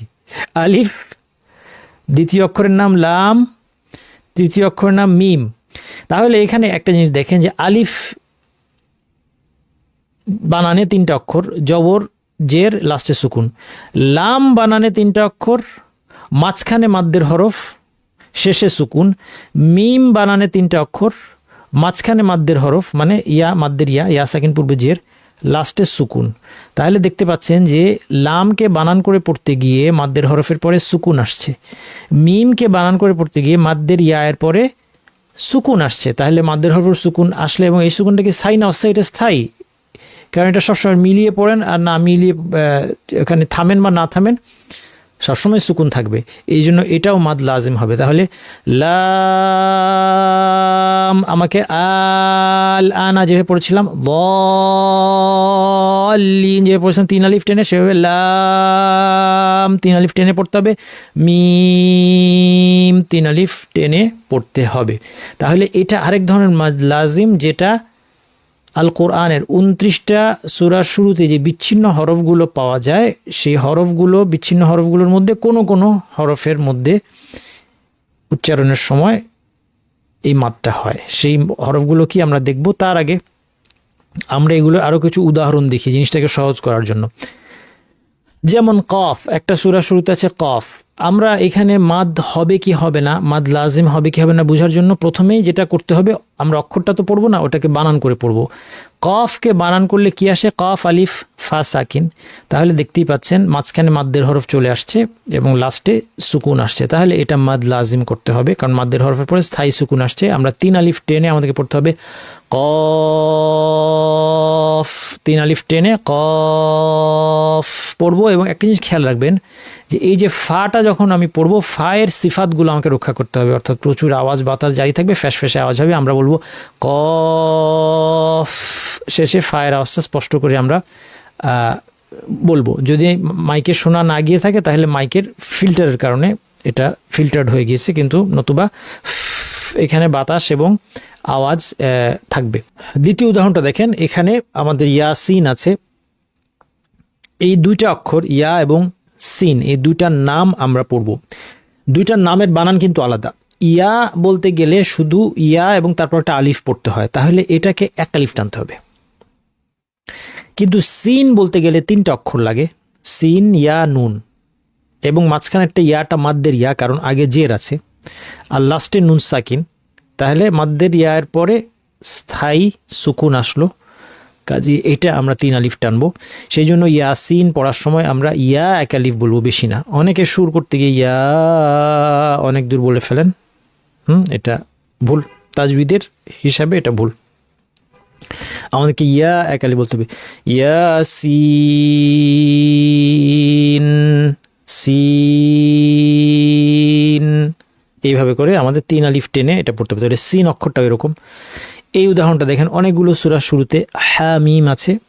এখানে হা বলতে বানানটা কি? হা জবর তারপর আলিফ, তাহলে এরপর সুকুন নাই, কাজেই এটা 1 আলিফ, হা 1 আলিফ। কিন্তু মিমকে যদি আমরা বানান করে লিখি, মিম জের ইয়া সাকিন, মিম সাকিন, তাহলে এখানে মাদ্দের ইয়া আসছে, পরে সুকুন আসছে, স্থায়ী সুকুন, তাহলে এটা 3 আলিফ হবে, এটা 1 আলিফ। হা মিম এভাবে পড়তে হবে। আলিফ লাম মিম আমরা ইতিমধ্যে দেখেছি, আলিফ বানান করে লিখলে এখানে কোনো টান নাই, আলিফের মধ্যে কোনো টান নাই। লাম 3 আলিফ, মিম 3 আলিফ। এবং এখানে আরেকটা জিনিস খেয়াল রাখতে হবে যে এখানে দেখেন মিম সাকিন পর মিম জের আসছে, মিম সাকিন পর মিম জের আসলে মিমের পর মিম আসছে, নিয়ম হচ্ছে ইদগাম, এই জন্য ইদগাম করে পড়তে হবে। লাম, মিমের পর তাসদিদ, লম্বা গুন্না করতে হবে, তাসদিদ আছে, হ্যাঁ। তাহলে মনে রাখবেন যে এই যে বিচ্ছিন্ন হরফ, হরফ মুকাত্তা বলা হয়, হরফ মুকাত্তাত, এই বিচ্ছিন্ন হরফগুলোর মধ্যে যে যখন আমরা পড়বো তখন এটা পড়ার সময় আমরা হরফগুলো পড়ি না, হরফের নামগুলো পড়ি। আর নামগুলো পড়তে গিয়ে, বানান করে পড়তে গিয়ে মাঝখানে তাজবিদের যে রুলসগুলো আছে সবগুলো আমাদেরকে অ্যাপ্লাই করতে হবে। তাহলে এখানে যেহেতু মিম সাকিন পর মিম জের আসছে, তাজদিদ দিয়ে লম্বা গুণনা করে পড়তে হবে। আলিফ লাম মিম, মিমের উপর তাজদিদ থাকায় এখানে আমি গুণনার টাইমটা দিতে হবে। আচ্ছা, লাস্ট যে উদাহরণটা এখন দেখবো সেটা হচ্ছে কাফ হা ইয়া আইন সদ, সূরা মারইয়ামে। সূরা মারইয়াম আমরা হয়তো বা খুব বেশি পড়া হয় না, কিন্তু এই নিয়মগুলি বুঝতে সুবিধা হবে, এই জন্য উদাহরণ শুনিয়ে আসলাম। প্রথমটা আছে কাফ। কাফকে বানান করে লিখলে আমরা দেখতে পাচ্ছি কাফ আলিফ, তারপর ফা সাকিন আছে, তাহলে মাদ্দের হরফের পরে ফা সাকিন আছে। এটা তিনটা, এটার নামটা, কাফের নামটা 3 অক্ষর বিশিষ্ট, কাজে এখানে মাদ লাজিম হবে। কাফ লম্বা করে 3 আলিফ টেনে আমরা পড়বো। তারপর আছে হা ইয়া। হা ইয়া বানান করতে 2টা অক্ষর লাগে, হা আলিফ ইয়া আলিফ, কাজে 1 আলিফ করে টানবো, হা ইয়া। তারপরে আইন পড়তে গিয়ে কি হচ্ছে দেখেন, আইন জবর আ, তারপর ইয়া সাকিন নুন সাকিন। এই যে আইনের যে ইয়া সাকিনটা আছে, এই ইয়াটা কি মাদ্দের ইয়া? এই ইয়াটা ইয়া সাকিন পূর্বে জবর, তার মানে এটা লিনের ইয়া। আইন এটা লিনের ইয়া। আচ্ছা, এই জন্য এখানে এটাকে কেউ কেউ মাদ লাজেমের অন্তর্ভুক্ত ধরেছেন, কিন্তু কেউ কেউ বলছেন এটা মাদ লিনের অনুসারী। কেউ কেউ বলছেন মাদ লাজিম, কেউ বলছেন মাদ লিনের অনুসারী। তো এই জন্য এটার কালারটা আমি একটু অন্যভাবে দিলাম, কিন্তু পড়তে হবে কীভাবে তাহলে এটা আমরা একটু পরে দেখব। যে এটা এখন 2 ভাবে পড়া যায়, 2 আলিফ অথবা 3 আলিফ। হ্যাঁ, আইন 3 আলিফ অথবা আইন 2 আলিফ। আচ্ছা, তারপরে সদ, এটাও 3 আলিফ হবে, কারণ সদ আলিফ দাল সাকিন, এটা আলিফের পরে সুকুন আসছে স্থায়ী, তাহলে এটাও 3 আলিফ। তাহলে কাফ 3 আলিফ, হা ইয়া 1 আলিফ করে, আইন 2 বা 3, সদ এটাও 3 আলিফ। আচ্ছা, এখানে একটা খেয়াল রাখতে হবে, দেখেন নুন সাকিনের পর সদ আসছে, তাহলে কি করতে হবে? ইখফা। কোরআন তেলাওয়াতের সময় যে কোনো জায়গায় নুন সাকিনের পর সদ পেলে যেভাবে আমরা ইখফা করি, বিচ্ছিন্ন হরফের মাঝখানেও যদি আমরা নুন সাকিনের পরে সদ পাই, ইখফা করব, একই নিয়ম। এবং লাস্টে দাল, দাল সাকিন, যে কোনো জায়গায় দাল সাকিন আসলে যেমন কলকলা করি, এখানেও আমরা কলকলা করে সদ কলকলা করে থামতে হবে। তাহলে পুরোটা যদি আমরা পড়ি 2 ভাবে পড়বো। হ্যাঁ, প্রথমে 3 আলিফ, মানে কাফ 3 আলিফ, হা ইয়া 1 আলিফ, আইনকে 3 আলিফ বলবো, তারপর সদ 3 আলিফ দিয়ে থামবো। দ্বিতীয়বারে পড়বো কাফ 3 আলিফ, হা ইয়া 1 আলিফ করে, আইন 2 আলিফ, সদ 3 আলিফ। 2 ভাবে পড়া যায়। তাহলে প্রথমে 3 আলিফ দিয়ে পড়ি, কাফ হা ইয়া আইন সদ। এবার আইনকে 2 আলিফ করে পড়বো, কাফ হা ইয়া আইন সদ। এই হচ্ছে আমাদের বিভিন্ন সূরা শুরুতে বিচ্ছিন্ন হরফের মধ্যে মাদ লাজিম কীভাবে আসতে পারে তার উদাহরণ। তাহলে এইবার আমরা খুব সহজে মাদ লাজিমের পুরা টেবিলটা বুঝতে পারবো। মাদ লাজিমটা শব্দের মধ্যে আসতে পারে অথবা হরফের মধ্যে আসতে পারে। শব্দের মধ্যে হচ্ছে যেটা স্বাভাবিক, হরফের মধ্যে কখন আসে? বিচ্ছিন্ন কিছু হরফ আছে বিভিন্ন সূরার, 29টা সূরার শুরুতে, সেগুলোতে আমাদের মাদ লাজিম আসতে পারে। শব্দের মধ্যে আসলে সেটা 2 প্রকার হবে, একটা হচ্ছে মুখাফফাফ, যদি মাদ্দের পরে সুকুন থাকে, আর মুসাক্কাল বলবো যদি এটার পর তাসদিদ থাকে। এগুলি জাস্ট পরিভাষা, এগুলি মনে রাখার কোনো অসুবিধা নেই। যেমন আমরা দেখেছি আল আনা, এটা একটা শব্দের মধ্যে মাদ লাজিম এসেছে এবং মাদ্দের হরফের পরে সুকুন ছিল, এই জন্য এটাকে আমরা বলছি মুখাফফাফ। মুখাফফাফ মানে হচ্ছে যেটা হালকা, মুসাক্কাল মানে যেটা ভারী। যেমন ওয়ালাদ্দাল্লিন, ওয়ালাদ্দাল্লিন, এখানে এটা মাদ লাজিম 3 আলিফ। কেন? কারণ পরে সুকুন আছে, কিন্তু সুকুনটা তাসদিদের মধ্যে আছে, এই জন্য এটার নাম হয়েছে মুসাক্কাল। আর এটা শব্দের মধ্যে থাকায় এটা হচ্ছে শব্দের মধ্যে, এটাকে আরবিতে বলে কিলমি। মাদ লাজিম কিলমি অথবা ক্যালিমি, 2 ভাবে বলে, মাদ লাজিম কিলমি অথবা ক্যালিমি। তারপরে মুসাক্কাল হচ্ছে দাল্লিন, মুখাফফাফ হচ্ছে আল আন, অর্থাৎ মাদের হরফের পরে সুকুন থাকলে এটাকে বল মুখাফফাফ, আর যদি তাসদিদ থাকে তাহলে এটাকে বলবো মুসাক্কাল। ঠিক হরফের মধ্যে যেটা সেটার ক্ষেত্রেও তাই, মুখাফফাফ মুসাক্কাল দুই রকম আছে। যেমন আলিফ লাম মিম যে উদাহরণ দিয়ে দেখেন, লাম শেষের মিমটা আসলে তাসদিদ যুক্ত, কারণ মিলিয়ে আমরা পড়েছি লাম মিম, এই জন্য দুইটাই মাদ লাজিম, কিন্তু প্রথমটা মুসাক্কাল, লামটা মুসাক্কাল, কিন্তু মিমটা মুখাফফাফ, কারণ এটা শেষে মাদ্দের হরফের শেষে সুকুনটা সুকুন হিসেবে আছে, কিন্তু লাম এখানে শেষে সুকুনটা ইদগাম হয়ে যেহেতু তাসদিদ হয়ে গিয়েছে সেই জন্য এটা তাসদিদ আকারে আছে, এই জন্য এটার নাম হলো মুসাক্কাল।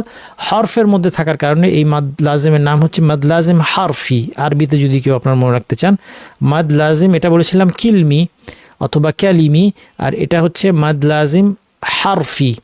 হ্যাঁ, মুখাফফাফ হচ্ছে আল আন, মুসাক্কালের উদাহরণ ওয়ালাদ-দাল্লিন, মুখাফফাফের উদাহরণ হচ্ছে মিম, মুসাক্কালের উদাহরণ হচ্ছে লাম। ওয়ামা মিন দাব্বাতিন ফিল আরদ, এখানে দাব্বাতিন